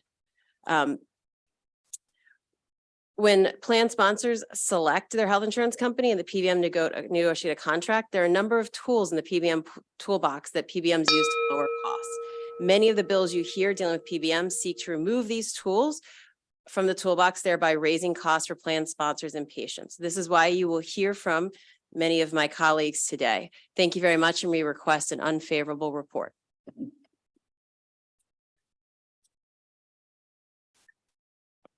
Good afternoon, Madam Chair, members of the committee. Kimberly Robinson here on behalf of Cigna in opposition to the bill. These are the fastest 2 minutes ever. So I'll start by saying if I had the time, there are several points that were made, particularly by the sponsor, that I would love to explain better how things actually happen, but I don't have the time to do that. So instead, speaking to the bill, we're here in opposition to the bill on behalf of the people who purchase our services. And you've heard from a lot of them. You've heard from MACO, from MML, from the Maryland Association of Boards of Education. They are not confused about what this bill does. They are very sophisticated purchasers who didn't come and ask us about the bill. They went and asked the people who they work with when they design their benefits, because they know exactly what they're doing and they know that it's going to raise their costs. This bill also does continue to raise concerns about how it interacts with the federal law. There's been a lot of mischaracterization of the Rutledge decision. It did not put PBMs on equal footing with, put ERISA plans who use PBMs on equal footing with other plans. That's not what the court said whatsoever. The court said that there is a narrow space in which states can make some regulatory decisions there, but anything that acutely or indirectly impacts benefit design is still considered prohibited by ERISA. And there are 3 key provisions in this bill that do exactly that. I'm sorry that I'm talking fast, but your clock is going to ding me if I don't. So first, there is a provision in the bill that absolutely impairs purchasers' ability to design their networks as they wish. And the idea that the network that's going to be used for reimbursement is not part of benefit design is just wrongheaded. It's absolutely key to what purchasers are designing when they decide their benefits. Secondly, there's one that's going to impair their ability to reimburse those pharmacies as they see fit as part of how you incentivize participation in a network. You see this with physicians, you see this here. You can't change that for the physician side because there's different law that applies there because ERISA still lives there. It's being tinkered with here, but we still think this violates the law. Thirdly, the provision on audits does have an implication for ERISA, which has a specific duty to plans to do things like protect them financially, like recouping overpayments and other things that audits do that this bill interferes with. I'm happy to have someone ask me to extrapolate more if she were so inclined. But with that, we ask for an unfavorable report.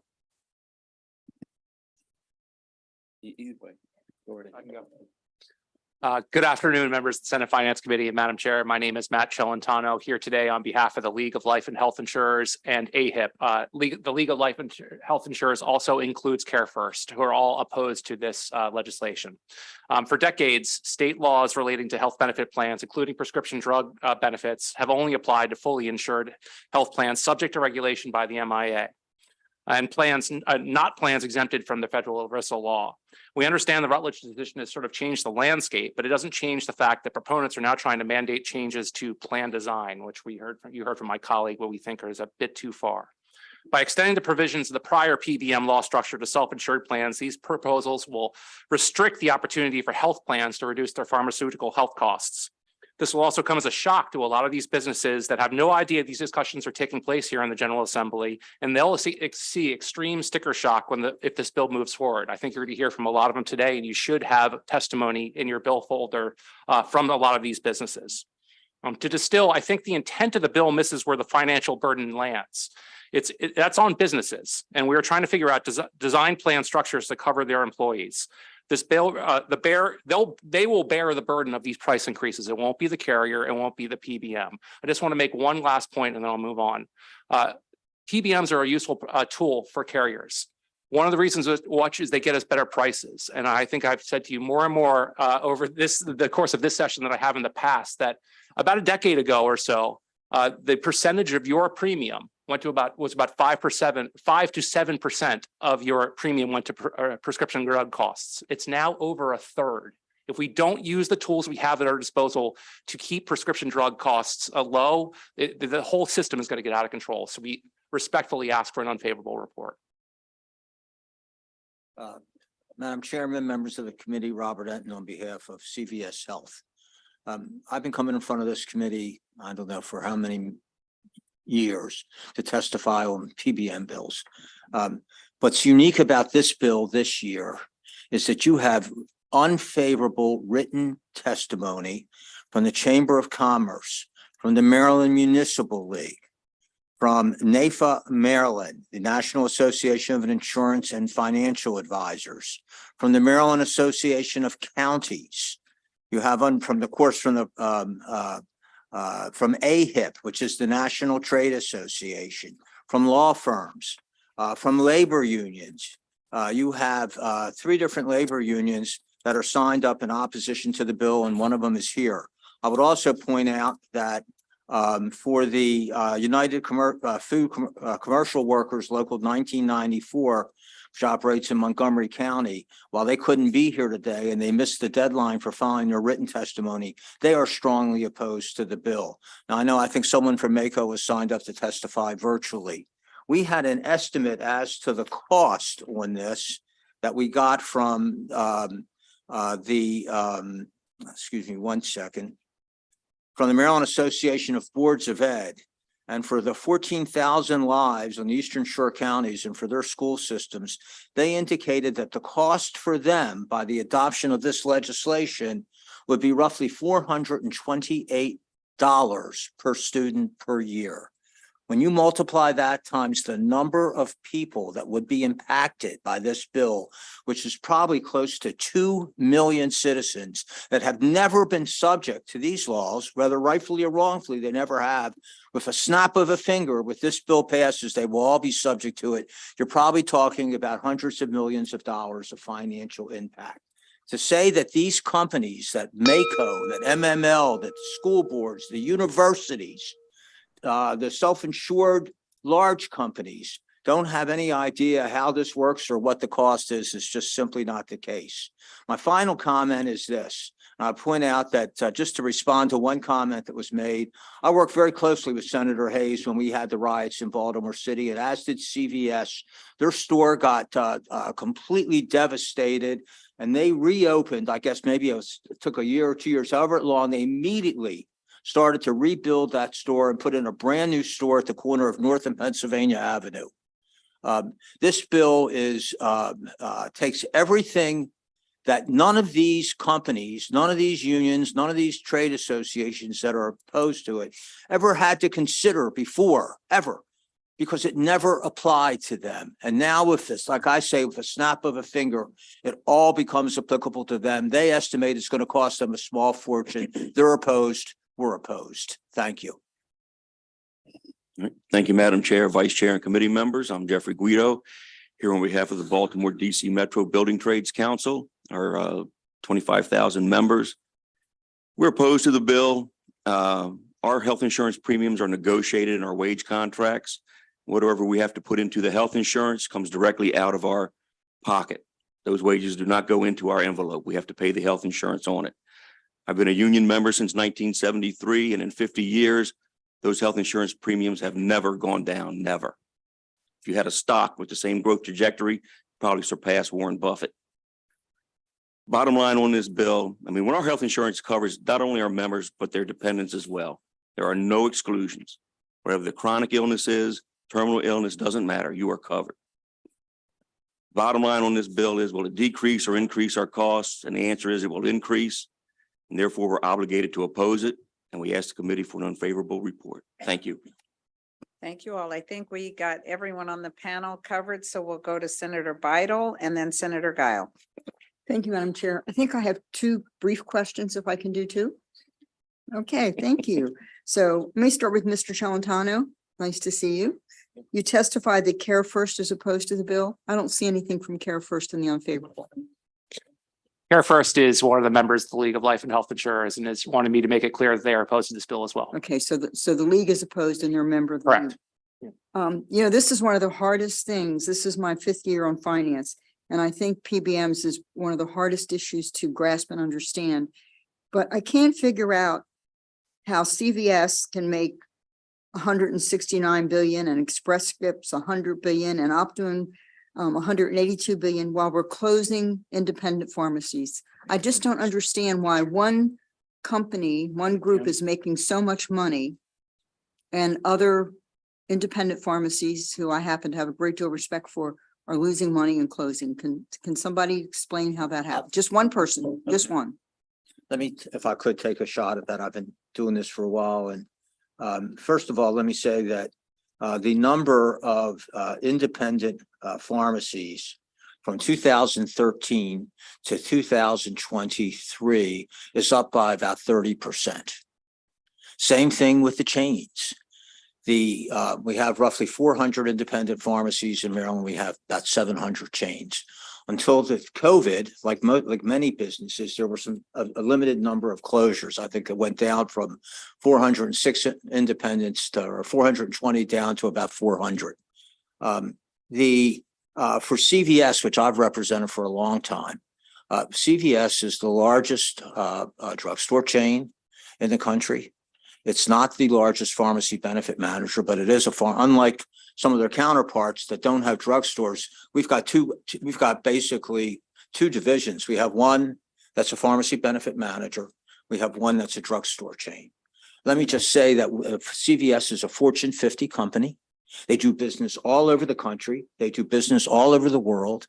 And the revenues that they make, I think, reflect the size of their company. But there's a reason why people, businesses, the state of Maryland, in a competitive bid, chose CVS to be its pharmacy benefit manager. Mr. Renton, can I stop you? Okay. So why has Virginia and Ohio cut out the PBMs? If they're such a good thing to the state. I don't think that's the case. Somebody else can speak to that. Senator Bidle, since I previously represented my company in Ohio and represent them in Virginia, I don't know what is being reflected when you say they've cut out the PBMs. PBMs are alive and well in Ohio and Virginia. In Ohio, the state made a decision that was in its purview about how to design the benefits in its Medicaid program. That's one single program that's not in the state of Ohio cutting out PBMs. They are a sophisticated purchaser who made a sophisticated purchaser decision about how to design their pharmacy benefits. The businesses, the counties, the municipalities who are here opposed to this bill are sophisticated purchasers who are asking you to allow them to continue to make sophisticated purchasers' decisions about how they design their pharmacy benefits. To say that PBMs have been cut out in these states is a very broad overstatement of someone trying to sum up something a little bit more specific for you than what's actually happened. How about Virginia, since you said you also represented Virginia? I'm not sure where someone is suggesting they've been cut out in Virginia per se. Okay. Virginia Medicaid does not exclude using multiple PBMs. And so the individual MCOs use their own PBMs in the state of Virginia as well. I can't think of any space in the state of Virginia where that's happened. So I'm actually not sure at all what's being referred to for the state of Virginia. Thank you very much. Mhm. Thank you. Senator Guile, then Senator Hayes.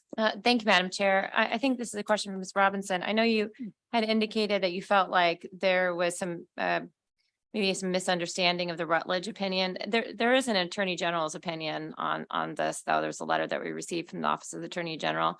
I'm wondering if you had an opportunity to see it, and it seems to suggest that that at least is in line with Rutledge, or it's favorable for this bill. So I'm wondering if you could respond to that. Absolutely.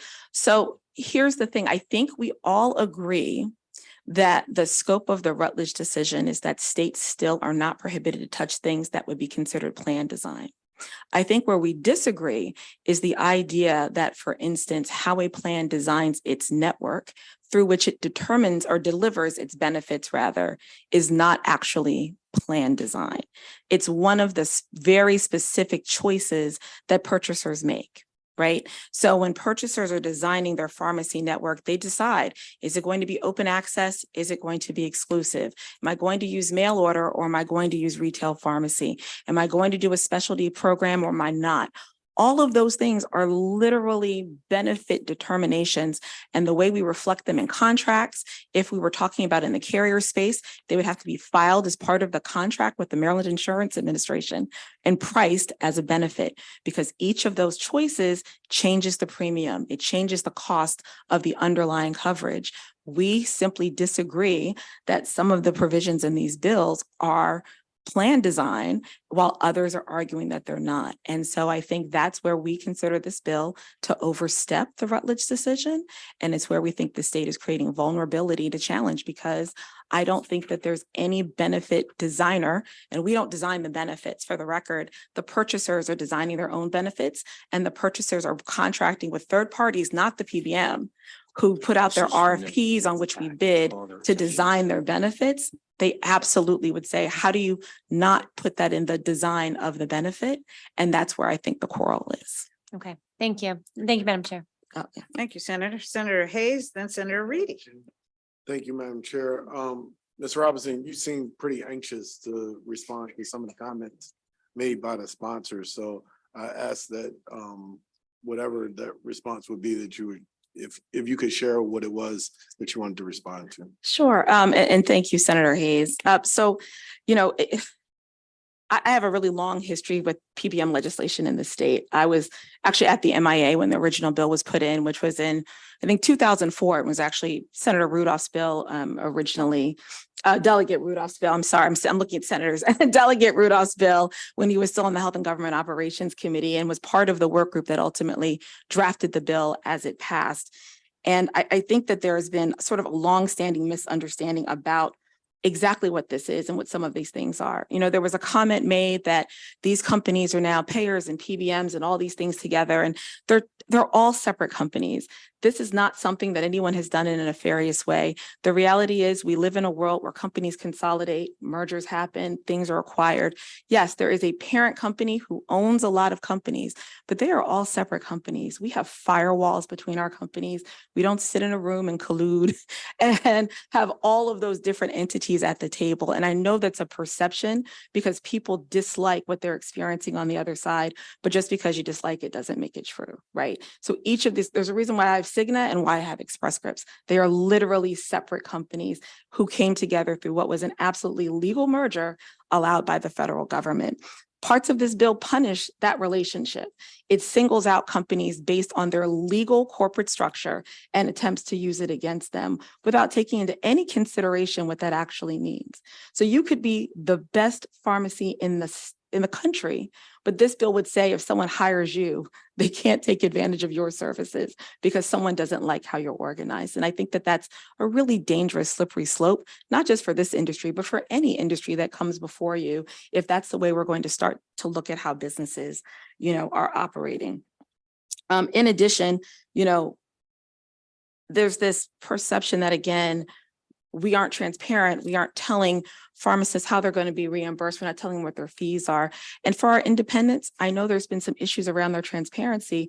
Often they are not contracting directly with us. They're contracting through a pharmacy services administrative organization or a PSAO. You all took a very bold step and were the first state in the country, I believe, to actually pass legislation regulating PSAOs because there was litigation here in Maryland about that issue of transparency. The fees, the reimbursements, they're all part of the contract. And so the idea that we are putting things on folks that they don't know about, sometimes it's not because we didn't tell them, sometimes it's their intermediary hasn't given them full line of sight. And so I think there's also some dangerous rhetoric that happens around what's happening here. The last point that I wanted to respond to was one that said that, you know, this bill, that the law currently applies to some pharmacies, and this will apply to all pharmacies. Your law applies to every pharmacy, the law on your books today. Who it doesn't apply to is every purchaser. It's not just ERISA purchasers. For the record, MML, MACO, your government entities are not ERISA plans. That's for private plans. What they are is self-funded, which is another concept that I'm happy to explain offline to anyone who's not familiar with it. But because they are self-funded, they're not currently regulated by your law. And so what this bill is doing is it is expanding to additional purchasers, not additional pharmacies. And I think that's an important distinction to understand about what the bill is actually doing in the state. So I just think it's very important. Your committee has a lot of members who are new to these issues. You haven't seen a fight like this on a bill where the purchasing community has come forward. And I just hope that you would take the time to really understand the bill and all of the moving pieces. And thank you for the question, Senator Hayes. Okay, thank you. Senator Reedy. Thank you, Madam Chair. Can I ask the panel, and maybe anybody can take this one, but Maryland's healthcare system is heavily regulated. This seems to be the one area where there is, and there may be other areas, but this seems to be the one area that we're saying can't have any additional regulation, even though there does seem to be a conflict between how different folks are treated. And you've laid out some of the reasons why that conflict exists. Maybe can anybody comment on that? Why we don't need to allow the state to be sure that we have oversight over PBMs in this space? And thank you for the question, Senator Reedy. So actually, I think that's also a misperception. Maryland's healthcare system is heavily regulated where the state can regulate it. If we were talking exclusively about health benefits and carriers, ERISA fully preempts the state where health carriers are concerned. And so I think one of the previous witnesses, referenced that you would often hear in bill hearings that whatever the state chooses to do on health benefits will only reach just under 20% of Marylanders. That's still true. That remains true. There's been no Supreme Court decision eroding ERISA preemption where health carriers are concerned, right? So if I was talking only wearing my Cigna hat, only about health benefits, any bill I speak to you on only reaches just around 19% of under 65 aged Marylanders in this state. That has been the same for your PBM law. Prior to the Rutledge decision in December of 2020 and Maryland's legislation in 2021, your PBM law reached exactly the same 20% of Marylanders that your healthcare law reached. The bill you passed in 2021 followed very closely what the Rutledge holding said, which was that there was an ability for the state to impact reimbursement, financial relationships between the PBM and pharmacies, and that could be expanded outside of that 20%. And Maryland passed a bill that did that. This bill attempts to go a step further, which is why I think some of the provisions that are being highlighted are ones that cause different consternation. You did impact costs for plans with that bill, but that was in your hands to do. So while purchasers may not have liked it, it was much harder to say, we have consternation that this goes beyond what the court decided. This bill, I think, wades into some territory that some sides think is very, very clear. Our side think is very clear, but what we think is clear about them are conflicting our perspectives. So to your question, you are never passing insurance-related law that touches every Marylander ever in this committee. You're always bound by that ERISA preemption, and these same opponents to the bill, your government, your private companies, they are already out of your regulatory reach. What you're doing here is starting to pull that one piece of their business into your reach and disrupting the way they put their benefits together. And that's why they seem to be concerned. And just one follow-up, Madam Chair, and it could be anyone, but and appreciate the answers. In this particular case, what is your response to the charge of the unequal treatment in the sense that you've explained, and I generally agree with you, we don't want to get into saying, oh, such and such business is nefarious because they happen to also have ownership of something else if all the rules and laws are being followed. But what is the response to how the reimbursement rates are better for the big chain pharmacies than they are for the small? I mean, what is your response to that? Because that's obviously one of the big concerns. It may be in some of the other bills that we're going to talk about, but I'm just curious what the response is. First of all, I don't think that, for the most part, none of the pharmacy benefit managers negotiate directly with the small independent pharmacies. Small independent pharmacies in Maryland in particular, and in other states, Virginia, deal through what we know as a PSAO, which you chose to regulate. They had never been regulated. Last year, you chose to become the first state in the country to regulate them. We negotiate with them. It's like negotiating with a chain of 1,800 pharmacies. So this notion that there's this unequal balance is just not the case. Okay, thank you. Thank you, Madam Chair. Thank you. Senator Lamb, followed by Senator Ellis. Thank you, Madam Chair. Thank you to the panel. I wanted to follow up on Senator Beidel's question with regards to Ohio and Virginia, specifically Ohio, because I'm looking at this looks like a media report covering the fact that the Ohio Attorney General seems to be suing all the major PBMs in the state And, it's expressed a lot of concerns about how, PBMs are structured in that state, to the point where this is the Attorney General of Ohio stating that PBMs are modern gangsters, direct quote. What, can you, I guess, respond to the concern about what's taking place in Ohio? Because, I think when we look at other states and what they're doing, it's sometimes instructive for us to understand what's taking place there. So in all candor, Senator Lamb, I'm not the general counsel for Cigna. I am not permitted to talk about ongoing litigation because I'm not a party to it and I like to keep my job. So I'm not in a position. So I truly cannot comment on whatever the litigation is in Ohio. And I don't know anything about it if I wanted to. And anyone else? I might make one comment, Senator Lamb, and that is that there is litigation going on about the interpretation of the Rutledge decision around the country. You have in your package of written testimony, a testimony about ERISA preemption from the Groom Law Group. And I would urge, if you have questions about the Rutledge case and how it the interplay, and particularly with this bill, it's a very good discussion. They specialize in dealing with ERISA issues. And I think what you'll see is they raise a number of concerns about this legislation and how it impacts the self-insured plans. Looking at there's a reference to an Attorney General's memo. I see a memo dated March the 28th. I don't know if that's the one you referred to or not, Senator Vidal.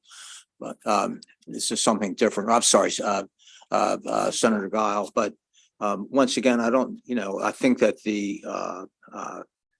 depending on whose opinion you read, you'll see a lot of different interpretations about just how far the Rutledge decision goes. I find this to be very instructive. Okay.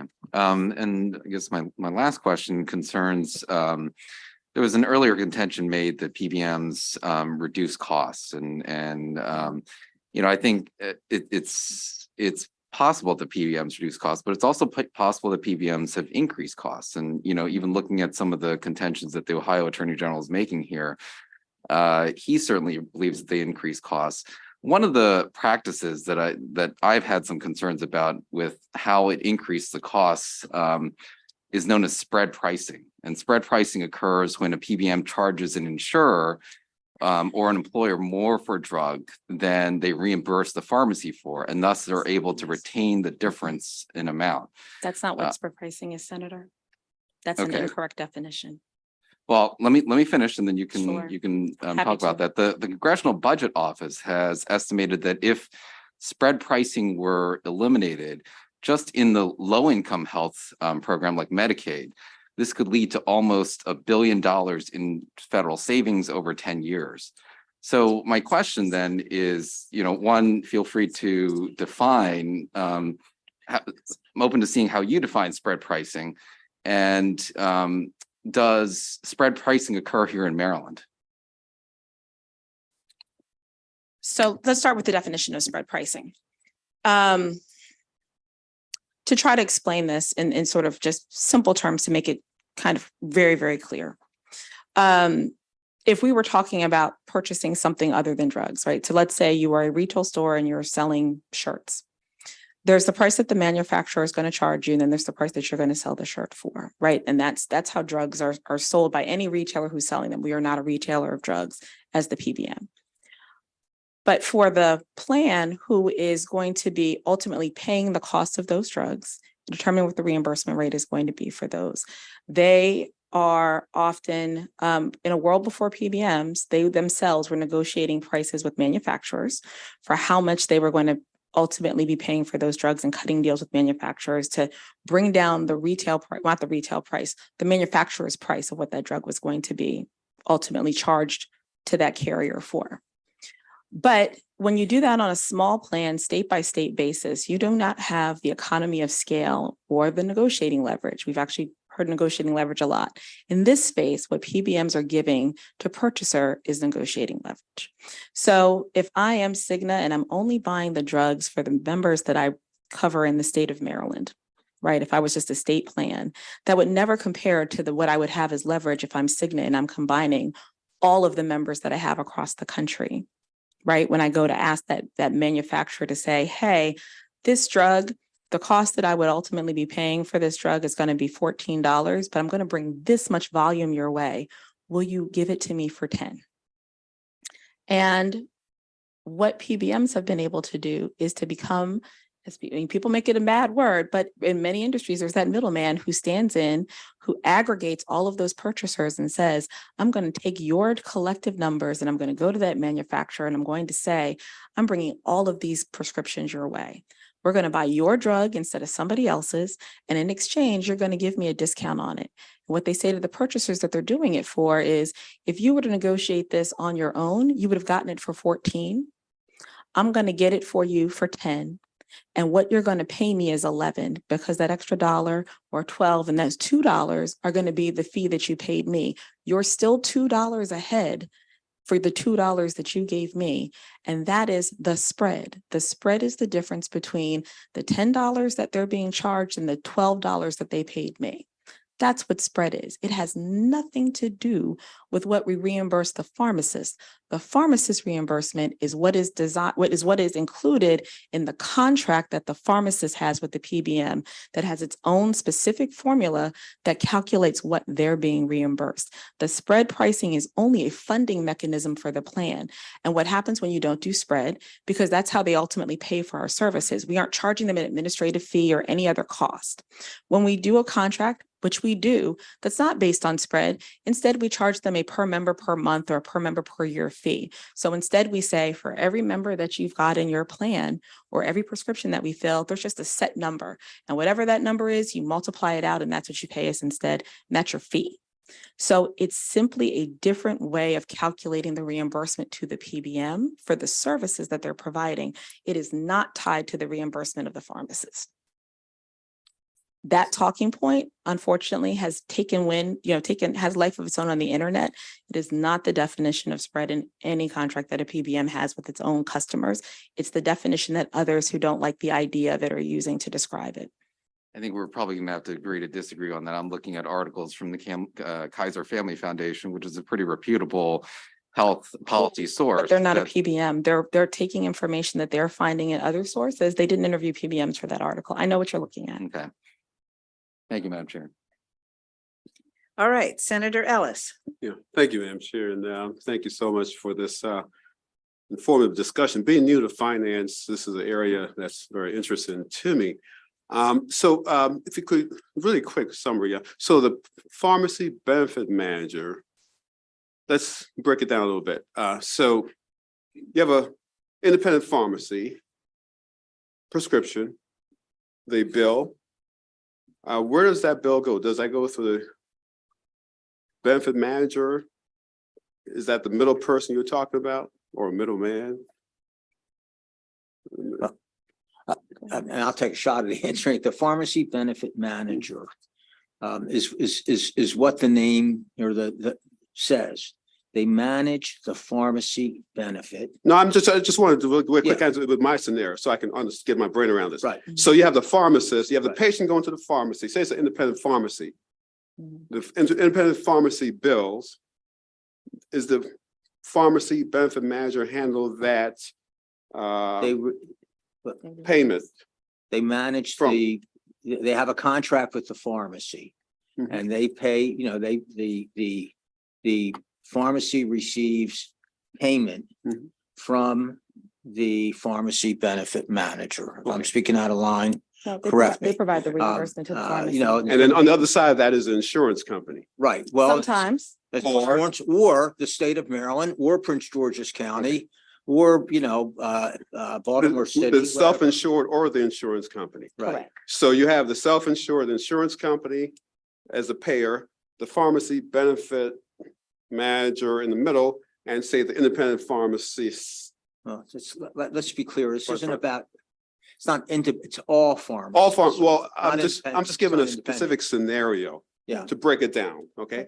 I can understand anything when you break it down like that, so thank you for that. So,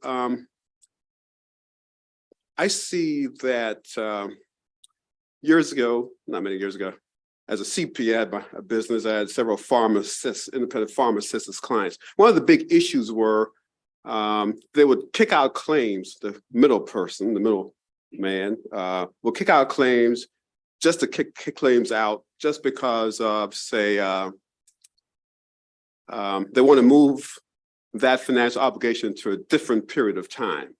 And so a lot of my clients had that experience, and so they had financial hardships. And I'm saying that, tell that story because, you know, the independent pharmacy is very, of course, usually smaller, and they don't have the power of the big pharmacy chains.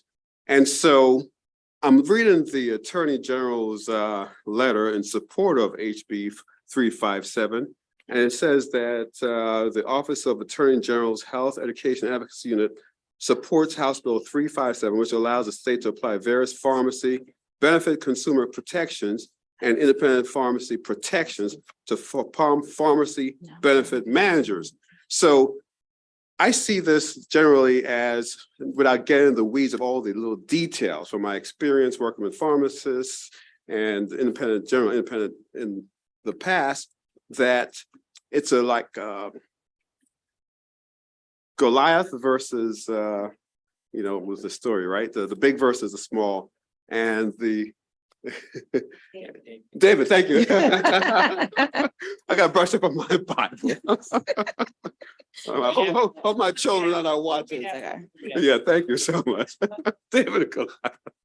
And so that situation, and what the Attorney General is coming in support of this bill, and as a protection, and we put various other bills in from the Attorney General's price gouge and stuff like that. I haven't worked too closely with the other side of the equation, the Goliath. I've worked a lot with the Davids. Thank you, Madam Chair. And so the thing is, like even in Charles County, there's a small pharmacist, independent pharmacist run by a gentleman, David Chen, for years. I mean, ever since I've been in Charles County for 26 years, I know him, and basically what he does is a lot of interaction with the community, with myself, my family. And it seems like his attitude towards the change and the things that are put in are kind of onerous on him as far as an independent pharmacy.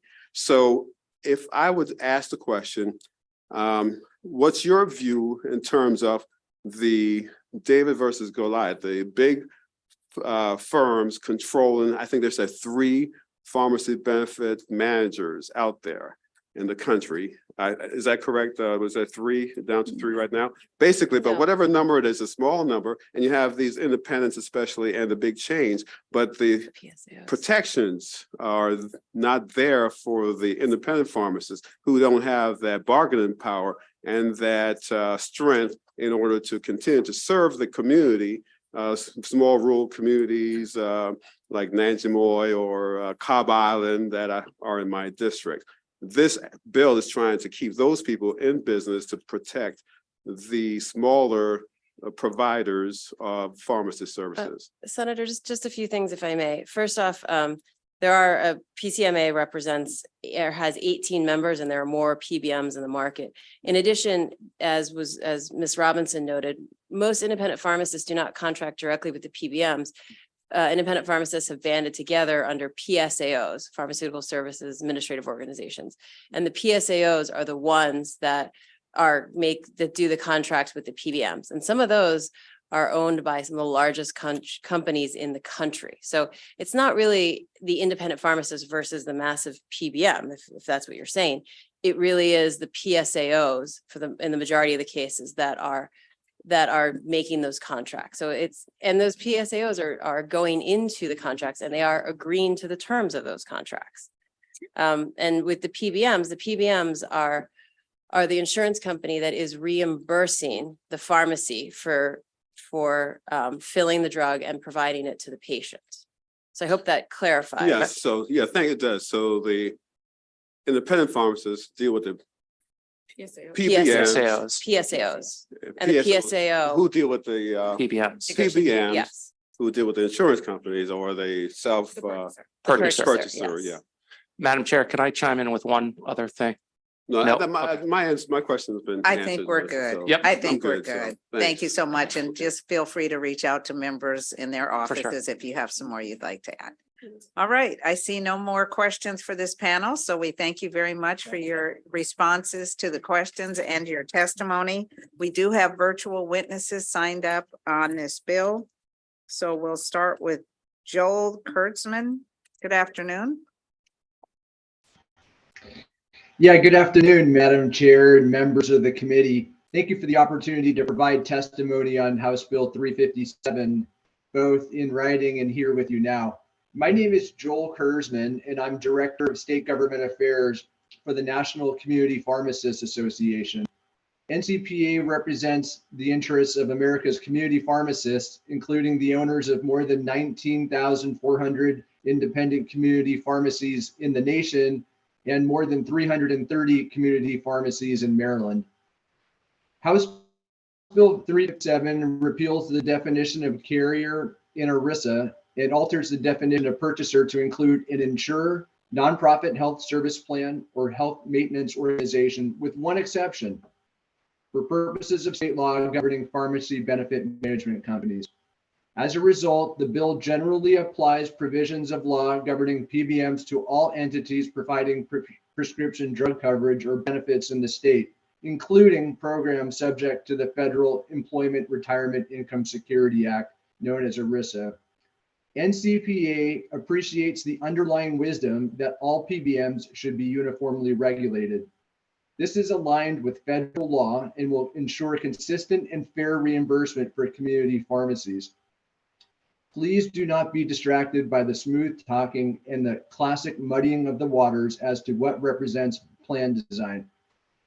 NCPA thanks the bill sponsors and the Senate Finance Committee for all of your work, past and present, to try to work through these difficult PBM issues. We respectfully ask for your favorable support of HB 357 as amended in the House. I would be happy to answer any questions you may have. Thank you very much. Senator Mounts has a question. In your experience being covering all state affairs, is what is before us today in place in any other states, and has there been a dramatic cost increase? It's a great question, Senator, and the way I'd like to speak to it is a moving target. What we have are states that have been involved in litigation, and so in those states, that type of regulation is in place. Other states are following suit now, or trying to follow suit now, but it is tough sledding, as you can see, the quality of the lobbying of opponents. Right now, NCPA has a survey out in the field to state executives of pharmacy associations to get a definitive understanding of what other states there might be, not wanting to presume that that would be limited to states where there has been litigation addressed by the Supreme Court. So that's information that we would hope to have finalized and available for you shortly. Thank you very much. I don't see any additional questions from the committee, so thank you for your testimony. Have a good afternoon. We're going Thank to you. turn to Stephen Weiner. Good afternoon. Good afternoon. My name is Steve Weiner. I own Mount Vernon Pharmacy and Mount Vernon Pharmacy at Fallsway in Baltimore City. We treat the most vulnerable patients in Baltimore. I would urge favorable support of House Bill 0357 with only the amendments that came out of the House. There are essentially two issues that are getting beat to death. One is the plan design argument, and I can tell you the other side thinks every T in a sentence and every I that's dotted is plan design. And why wouldn't they? I mean, isn't it great not to be regulated by laws? If I wasn't regulated and I didn't have to have a licensed pharmacist to dispense prescriptions, I could do things cheaper. Doesn't mean it's right. It's certainly wrong. What happens when you're not regulated? You're the Fortune 5, 6, and Fortune 12 country, 12 business in the country.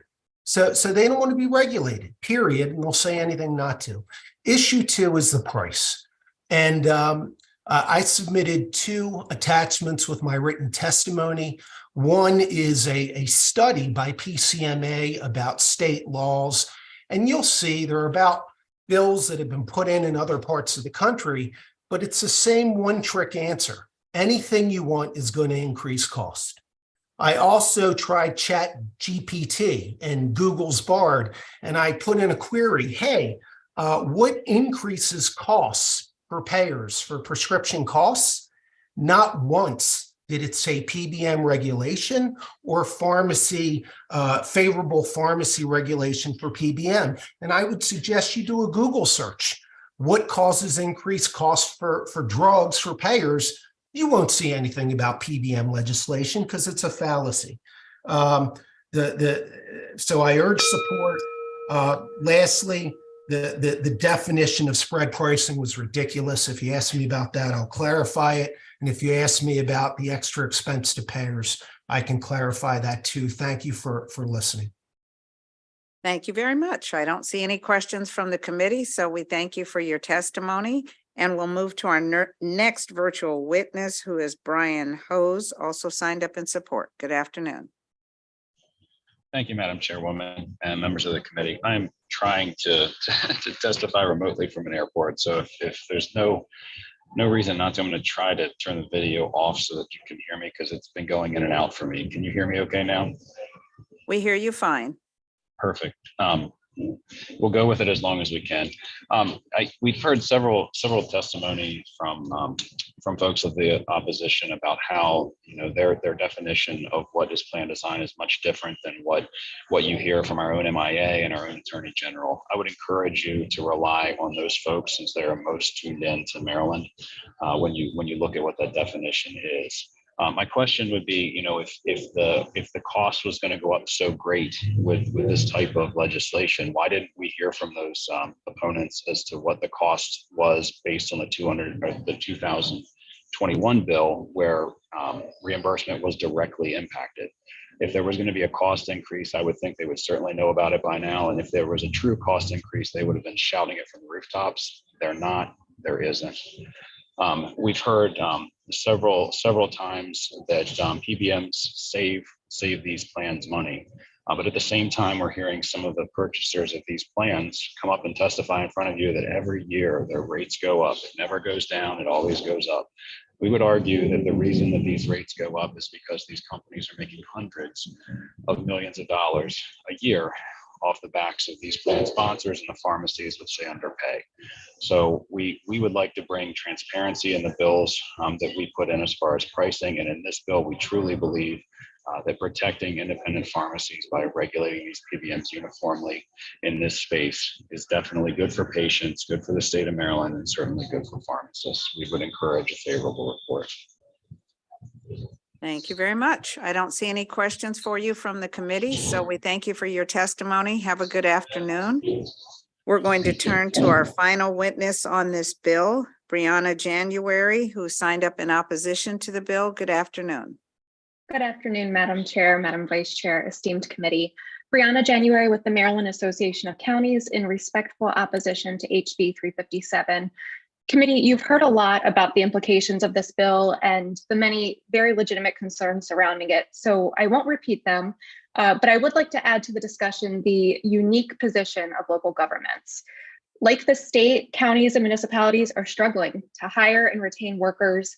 Of course, this comes as no surprise to this particular committee, but as public employers, counties simply cannot compete with the private sector. We can't always offer stellar salaries and glamorous perks, but what we can do and what we do is offer really great benefits at low and no cost for our employees. Unfortunately, HB 357 would restrict our ability and our flexibility to do so. And committee, I will also add a me too from my colleagues over at the Maryland Municipal League, who unfortunately could not testify today, but they did ask me to express that they share our same concerns. And just as I will ask you to look at my written testimony, please look at theirs as well. With that, NACO and MML urge an unfavorable report for HB 357. Thank you. Thank you very much. There are no questions for you from the committee, so we thank you for your testimony And that will conclude the hearing on House Bill 357. Colleagues, we're now going to turn to House Bill 374, Health Insurance Pharmacy Benefits Managers Audits of Pharmacies and Pharmacists. Delegate Kipke, you've been spending the whole afternoon with Senate Finance. Welcome back. Love being with you. Does it mess you up or does it help you to do the next two together? You can feel free to do the next two together, and if you have panelists, you can feel free to bring them up as well. I think you have the same panelists signed up on both bills, so Basically, you yeah. can come forward. We're doing 374 first. House Bill 374, Madam Chairman, is a bill that we worked in a similar way in the Health and Government Operations Committee, where there was a lot of collaboration, discussion, all sides were heard. And this bill ultimately passed the subcommittee and committee unanimously. It's very simply takes a look at the auditing practices. And let me just say, auditing is very important. If somebody's overpaid, if they do something wrong, they need to be held accountable. The bill before you just simply creates a few fair and transparent practices around audits, and the panel will explain why it's important. Thank you, Madam Chair. Dennis, hang on, I forgot, we're doing both together, so let me switch out real quick. The other bill, House Bill 382, was a very ambitious bill initially that would have set a new way of reimbursing pharmacies through the Medicaid program. Frankly, I wish we could have passed it. But what this bill now does, with the support of Medicaid and the Prescription Drug Affordability Board, is it will look at what other states are doing.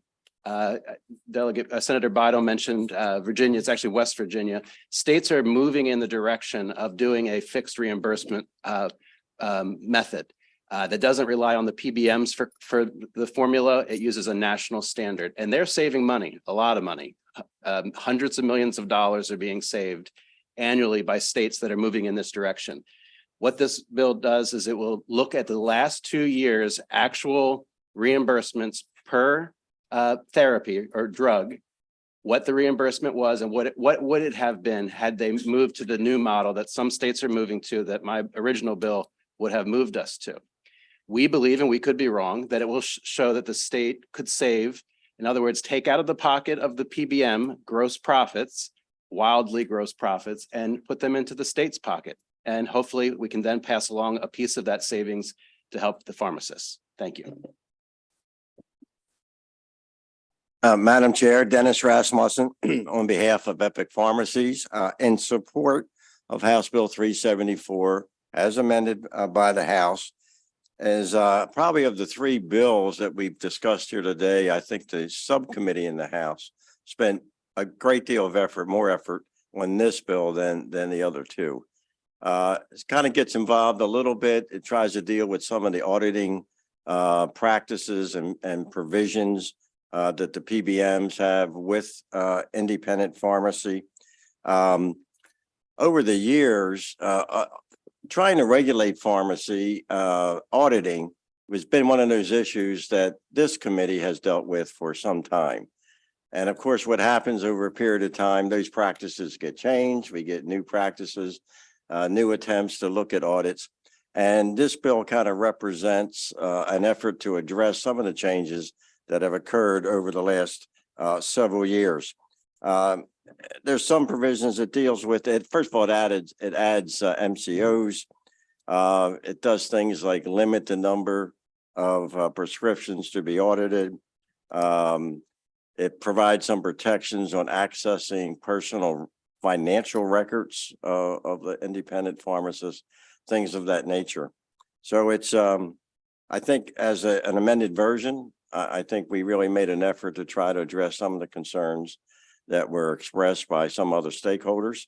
And I think this bill represents a good approach to trying to address what we think are unnecessary or abusive auditing practices. We're all in favor of audits. We think audits are important. You want to be sure there's no fraud going on at any independent pharmacy, but it really shouldn't be used for other reasons. One of which is as a revenue generator. by disallowing certain types of claims for really insignificant reasons. Thank you.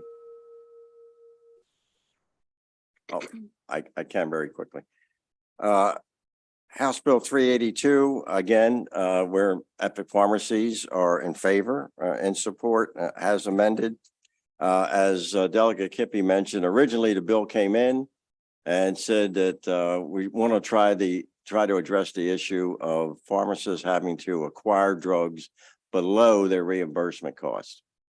You only can do that for so long, and you find out that you're spending more money than you're making, and you're not going to be in business. To try to address that, we looked at what was going on nationally. NADAC is a method that's been used in a number of states, federal government, and it establishes basically a floor. It says you got to pay at least this amount in a reimbursement. And the bill further states that there should be a dispensing fee. With a lot of the PBM plans, the dispensing fees are very low and in some cases non-existent. So this bill was an attempt to say, this is what's going to be required. After long discussions, we thought it would be best because of a difference of opinion. We felt we have one thought about it. Candidly, the PBMs have another. We thought the best thing to do is let's really look at the data, and the data will tell us, what happens if you move forward with this kind of reimbursement process, and ask for recommendations from the study as to what should we do to be sure that there's fair reimbursements and that there's a fair dispensing fee. Thank you.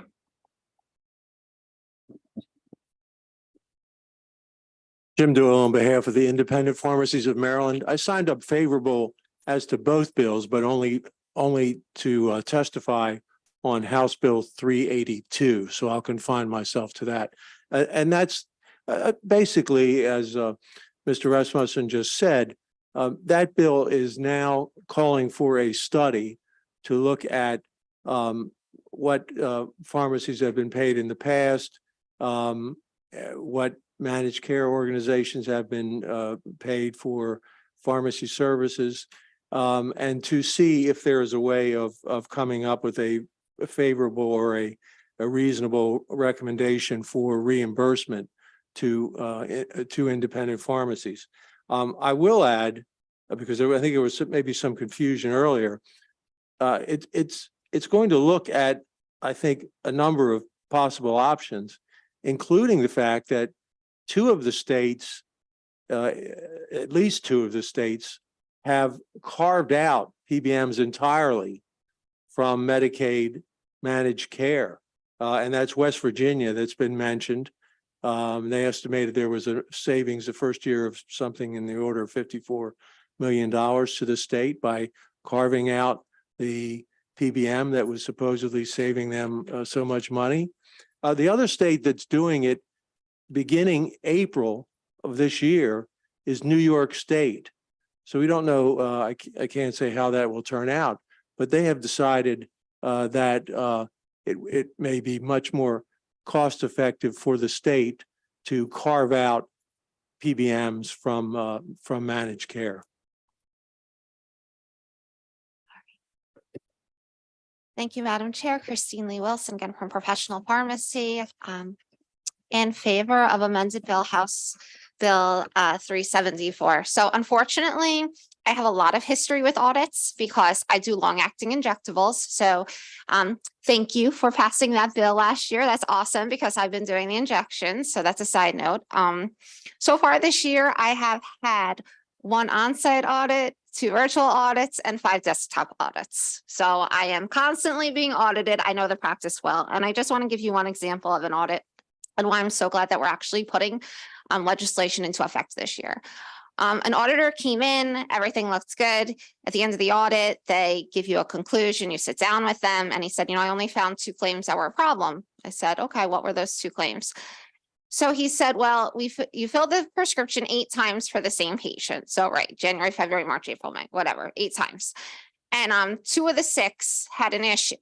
So it was an injectable medication and the pharmacist let it go out instead of saying, inject subcutaneously once weekly. It said inject intramuscularly once weekly, which is obviously an error. And I understand that it's a safety concern, except that it comes with a self-injectable device in which there is no possible way you'd be able to inject that intramuscularly. It comes with a needle that's 5/8 an inch. You couldn't do it. So I said, okay, it's an error. I accept that. The other 6 claims were correct, and this was sandwiched in between. So 6 were correct, 2 were incorrect, and $1,800 later, I get a notification that that's what is being taken away from me for that mistake. Do you know how long it takes me to make $1,800? If we're going with NADAC pricing, 171 prescriptions. I have to fill 171 prescriptions. Some pharmacies don't fill 171 prescriptions in a day. So you're going to say that a pharmacist has to work all day, and that's not paying rent for the pharmacist or anything in between to pay back that audit that never should have been an auditable event. You know, I understand safety, but it's just infuriating. So anyhow, thank you for that support. On Bill 374, can I quickly say something on 382? Thank you. Okay. 5 years we've been trying, right, to get a NADAC Plus bill passed. And meanwhile, 18 other states have successfully passed legislation to get a NADAC Plus dispensing bill passed. And here we are still discussing this. And so I am super excited about the thought of a study, that we're moving in the right direction. I'm optimistic about the findings of the study. I 100% understand the fiscal note concerns. It's a lot of money. I don't agree with the fiscal note. Before I owned an independent pharmacy, I worked on the managed care side, so I understand that environment really well. So I just ask you to support, you know, the pharmacy community that's up here right now thinks it's going NADAC Plus pricing is a huge win. The PBM community is going to come in opposition and say it's going to cost all this money. Like we're definitely on opposite sides, but the study would at least come to some sort of consensus. So next year we can come back, look at the results of the study, and then make decisions and pass laws from there. So I just ask you to favorably support this idea of the study. And I know that session's wrapping up and you're all super, super busy. And I can respect that, but I thank you for all the passion that you had with the questions last bill. So you're always welcome to Professional Pharmacy, and you're always welcome to call me and see what I do. And I can share any knowledge that I have and the experience that I have. And I thank you for your support of our community. Thank you. Thank you. And I thank you for pointing that out, because I was looking at the fiscal note and I had to ask. He said, no, it's amended. That's a study. I was like, okay, all righty. We're going to go to Senator Vital and then Senator Mouts. Thank you, Madam Chair. Just a quick question for the pharmacist. So how did 2 mistakes end up being fined $1,800? What, how can they, that's a penalty, or is that? They took back the full cost of the drug. Okay. So instead of just getting penalized for a fraction of it or a penalty, the full cost. And that's how expensive that drug. And that is how expensive that drug was. Yes, Thank ma'am. you. Thank you for explaining that. Yeah. Thank you. Senator Mouts. Thank you, Chair. And this question goes to HB 374, and this may not be the right panel for the question, but I'm going to pose it. I've been led to understand that when an audit is conducted and there's been overpayment, that when the payment is returned, that payment doesn't necessarily go to the insurer or the payor, that oftentimes that payment is just kept by the PBM. Is that addressed by this legislation? And it's not, but is that in fact the practice? It sounds like a good bill for next year, Senator. Oh, thank you. Thank you very much. Senator Ellis. Thank you, Madam Chair. So quick question, who gets that money for the fine? And where does it go? Which It file? goes back to the PBM. Okay, thanks. You're welcome. Thank you very much. Are there any other questions for the sponsor or this panel on House Bill 374 or House Bill 382? Seeing none, we thank you for your testimony. Thank you for sharing your experience with us and for participating in our process. We're going to call up the next panel, which is on House Bill 374. That's Camille Fesh, Kimberly Robinson, and Matthew Celentano. They are signed up unfavorable on 374. And you can get started as soon as you're settled. Good afternoon, Madam Chair, Madam Vice Chair, members of the Senate Finance Committee. For the record, again, my name is Camille Fesh on behalf of PCMA, the Pharmaceutical Care Management Association, the National Association of PBMs, which are pharmaceutical benefit managers, and they're the ones that manage your prescription drug benefit. And as I stated before, PCMA has 18 members, which is not all of the PBMs in the nation, but we do have 18 members. To talk a bit about, I'm only speaking to House Bill 374. My apologies, it's late in the day, and we're requesting an unfavorable report on House Bill 374. Fraud, waste, and abuse can cost an estimated $3.5 billion annually and can also place patients at the risk of physical harm. So PBMs use pharmacy audits to ensure patients receive high quality services from network pharmacies and to ensure that no fraud, waste, or abuse is taking place. Now, when plan sponsors select health insurance carriers and PBMs, they use consultants to help them competitively bid, as I discussed in the last bill. And those consultants require that audit provisions in the PBM contracts and in the RFP process, they'll score the prospective PBMs on how extensive those audits will be. Further, there are regulatory requirements for audits in government healthcare plans like Medicare Part D.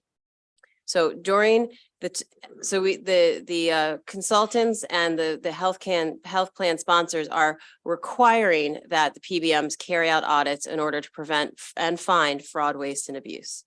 And during the term of their contract, the consultants will audit the PBMs themselves to make sure that the PBMs are carrying out the pharmacy audits. So all aspects of the healthcare industry are being audited at various points. Pharmacists are not particularly, they're not singled out in this respect, and the PBMs themselves are subject to audits.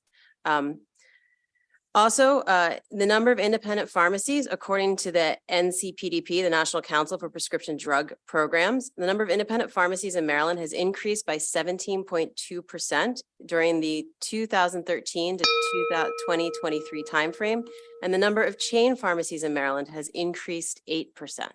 So thank you very much for the ability to testify, and we recommend an unfavorable report.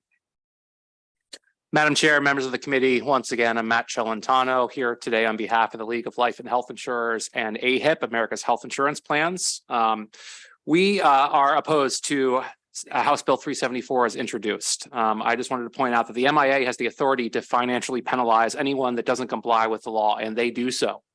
If the MIA needs to audit a carrier, we are not provided compensation, and we do not believe that any compensation within House Bill 374 is appropriate.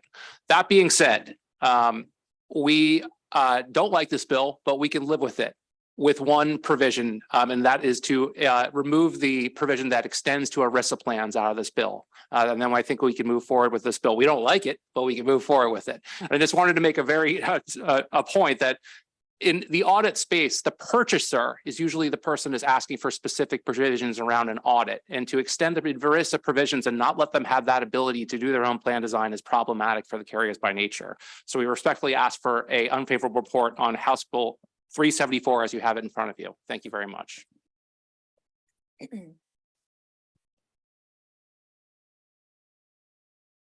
Good afternoon again, Madam Chair, members of the committee, Kimberly Robinson for Cigna. I'm here respectfully in opposition to House Bill 374 as it's been received by the committee. I second Mr. Celentano's response in terms of the bill. We were at the table in the House. We were given the opportunity to participate in the negotiation of the terms. The piece of the bill that remains a concern is the expansion to ERISA plans. I won't repeat all of the things said on the last bill because all of those same concerns apply here.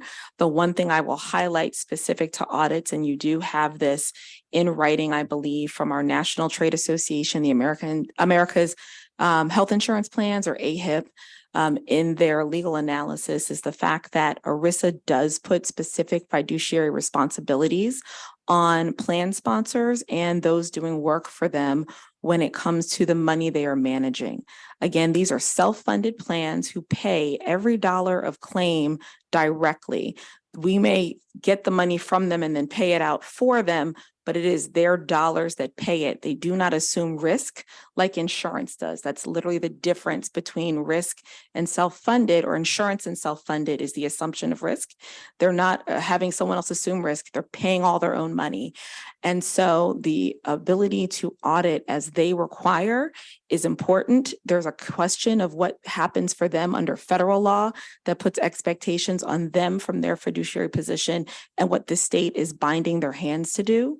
And then secondly, as they are, as sophisticated purchasers, designing their own benefit designs and certain plans that require certain types of audits based on what they're doing different than others in the market.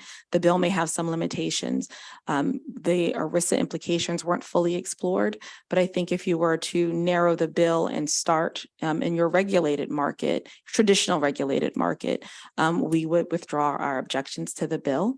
And I will, the only other thing I will quickly add to the previous question that was asked is that when we recoup money, yes, technically the money first comes back to the PBM because we're the one who paid it out on someone else's behalf, but ultimately the money goes back to the purchaser in our arrangements because it is actually their money that's being recouped. So I'll end there.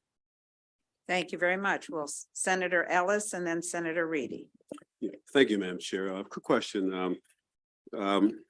What percentage of plans out there are ERISA versus non-ERISA plans? Oh, sure. And I would say Sullivan. In Maryland's insurance landscape, it's 26.5% are in self-insured plans. Okay, thank you. Thank you. Senator Reedy. Thank you, Madam Chair. So I've heard the testimony on these bills. I don't hear that any of you were opposed to the study. We're not, I'm not signed up on that. Yeah, None none of us on are that. signed No, up I'm just on checking. that. Okay. So the study, okay.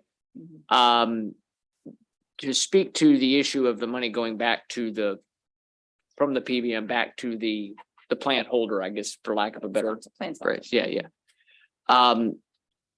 What is your response to kind of hearing, I'm sure that these audits, there are times it turns up wrongdoing or mistakes that should certainly be corrected. What's your response to the idea that is it always the full price of the drug gets remanded, or I mean, what's the scope in your experience? What's the scope of the penalties? Because there ought to be some equality of. Doesn't seem like you should lose the entire price of the drug if you made a relatively minor mistake. I mean, I don't know if you could comment on that. I don't know the answer to that off the top of my head. I did actually write it down when it was shared, Okay. Senator Reedy, and I'm going to inquire and I'm happy to share the answer with you. Okay, thank you. Thank you, Yeah. Madam Chair. Thank you. Oh, I don't see any additional questions for this panel. So we thank you for your testimony and thank you for participating in our hearings. Is William Kress here? Don't see him. Okay, so we will move to our virtual witnesses. Stephen Weiner, you were signed up in favor of both 374 and 382. Rather than have you go in and out again, if you'd like to speak to both bills, we'll accommodate that. Great, I will. Again, this is Steve Weiner from Mount Vernon Pharmacy, testifying in support of both bills with the amended versions coming out of the House with no future amendments. Let's talk about the audit bill first. Original audit bill in Maryland occurred in 2008. It was groundbreaking, one of the first states in the country. And guess what PCMA said when we passed that bill? Take a guess. It's going to break the bank. Payers are going to get killed. Have not heard one complaint from a payer, have not heard one PBM go to the MIA or go to the legislature and say we can't conduct business. So again, everything is always going to raise costs and everything is ERISA related and you can't touch it. It's a same old song. What is the purpose of audits?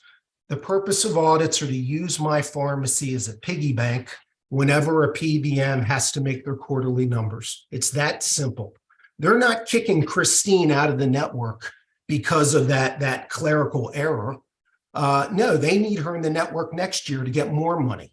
So the purpose is not fraud. It's to capture money, plain and simple. Let's just say what it is. My legislation lists the issues that are common sense that we would like fixed. Now, it was brought up by the opponents, so let's talk about pharmacy fraud. Let's Google it. my favorite thing, because I think you won't find much in Maryland. But I would have you suggest you Google Zantac gel cap CVS fraud. And I'll wait. I think I got 20 seconds. Just do it. I think you'll be stunned.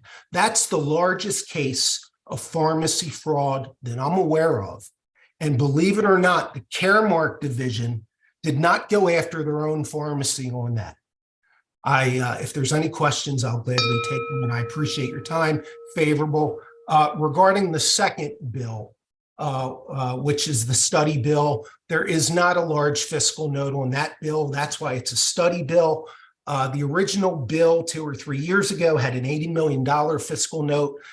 This year, the original bill had a $20 million fiscal note. So it became clear that the note writers had really not really a good handle on how to determine the price. And that's why it was converted into a study that will definitively answer the question. And from the lack of opposition and people signed up, I think that should be the least contentious of bills today. And I would urge your support. Thank you. And I'm free to take questions. Thank you very much. I don't see any questions from the committee, so thank you for hanging out with Senate Finance this afternoon. Thank you. We're going to move to our next witness, Brian Hose. And again, you're signed up in favor of House Bill 374 and 382. Rather than taking you in and out of the waiting room, you can feel free to speak to both bills. You're muted. There Thank you, you Madam go. Chairwoman. Thank I'm you. trying to keep all this airplane noise out of your committee if I can. And you sound fine on our end. That's great. The power of noise canceling headphones. Again, the PBMs would like to say that this is going to raise costs. It would be awful nice for them to be unregulated, and that's a large part of the market that they consider to be protected by ERISA. We are just looking for simple protections within these audits. We don't discount the fact that audits have to happen. We understand that they are there to find fraud.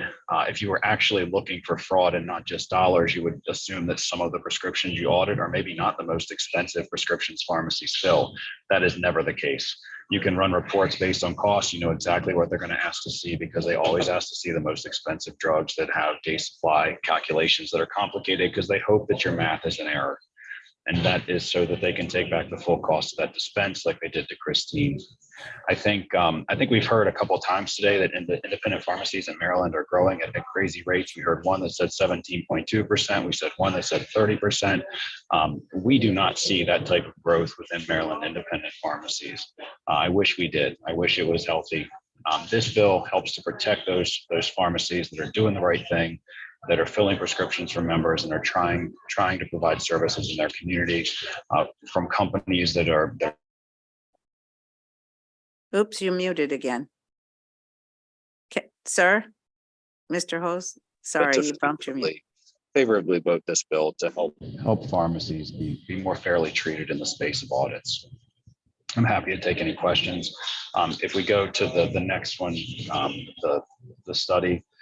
As Steve pointed out, we've seen for years that there's a disagreement in the way we believe this should be calculated and the way that the fiscal note writers are calculating it. I think this will once and for all find out what the cost would be. And we still hold that Maryland will save money if they go to a transparent pricing model instead of the black box that they currently let the PBMs employ. So I'm happy to take questions on either bill. Okay, I don't have any questions from the committee, so we thank you so much for your testimony and wish you a good afternoon. Thank you. Colleagues, we have one final witness signed up today. Aliyah Horton, you're signed up in favor of both House Bill 374 and 382. So we'll take your testimony on both bills. Okay, thank you very much. My name is Aliyah Horton. I am the Executive Director of the Maryland Pharmacists Association. We're a professional society. We are not a trade association, but many of these issues impact our members. And I can say I was watching the hearing and can see many of my members sitting in the audience. Dr. Lee Wilson, Dr. Hose, as well as Steve Weiner are all members of MPHA, and they bring these concerns to our organization. And so, yes, MPHA is in favor of HB 374 as well as HB 382. Regarding HB 374, you've heard the challenges that our members are facing with that. And there was extensive conversations and meetings regarding this bill. I don't know that anyone's truly happy with it, but I think it is a step forward and recognizes a great deal of compromise between the parties. And we think that it will provide some transparency and close loopholes in the PBM audit process with the pharmacies. And so with that, we would urge a favorable report. Two other comments that I wanted to make is the comment about the negotiations between the independent pharmacies and the PBMs not really being a David and Goliath situation. No matter what you say, any of the PSAOs, they are not in the top 5 Fortune 5. And so having a group of pharmacies, even if it's 1,000 pharmacies, they do not compare to a Fortune 5 company. I'll also mention that with the comments about the closing of independent pharmacies and the openings, there's a lot of discrepancy in those numbers. In many cases, the independent pharmacies are closing, they're selling to chain pharmacies. And so when you see this increase and when you talk about community pharmacies, there's a lot of crossover. But the fact of the matter is we're getting the calls, our members are closing their pharmacies. And with that, I urge a favorable report for 374. If I could just start on 382. Yes. Okay. So again, favorable report for HB 382. The committee is very much aware of the financial challenges that independent pharmacies, as well as many chain and regional pharmacies, are having with the reimbursement process and the dispensing fees. And there has been a lot of back and forth about what the true cost would be. The fiscal report has varied from year to year on the exact same bill. And so we think that this report will provide good data to base whatever the next decisions are going to be and to move the conversation because we have been stuck.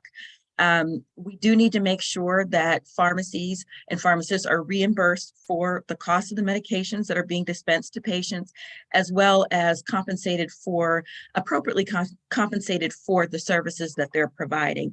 And while there is a smaller percentage, that 20% that keeps coming up, there are independent pharmacy communities and chain pharmacies as well that are in communities where that Medicaid population is dense, and it would have a big impact on those pharmacies and keeping them open and accessible to patients that need them. And so with that, we'd urge a favorable report, and I'm happy to answer any questions. Thank you. Thank you very much. There are no questions from the committee, so thank you very much for your testimony. Have a good afternoon. You are the final witness on both House Bill 374 and 372. Colleagues, that concludes our bill hearings for today. We're going to take a quick break and then come back and do some voting.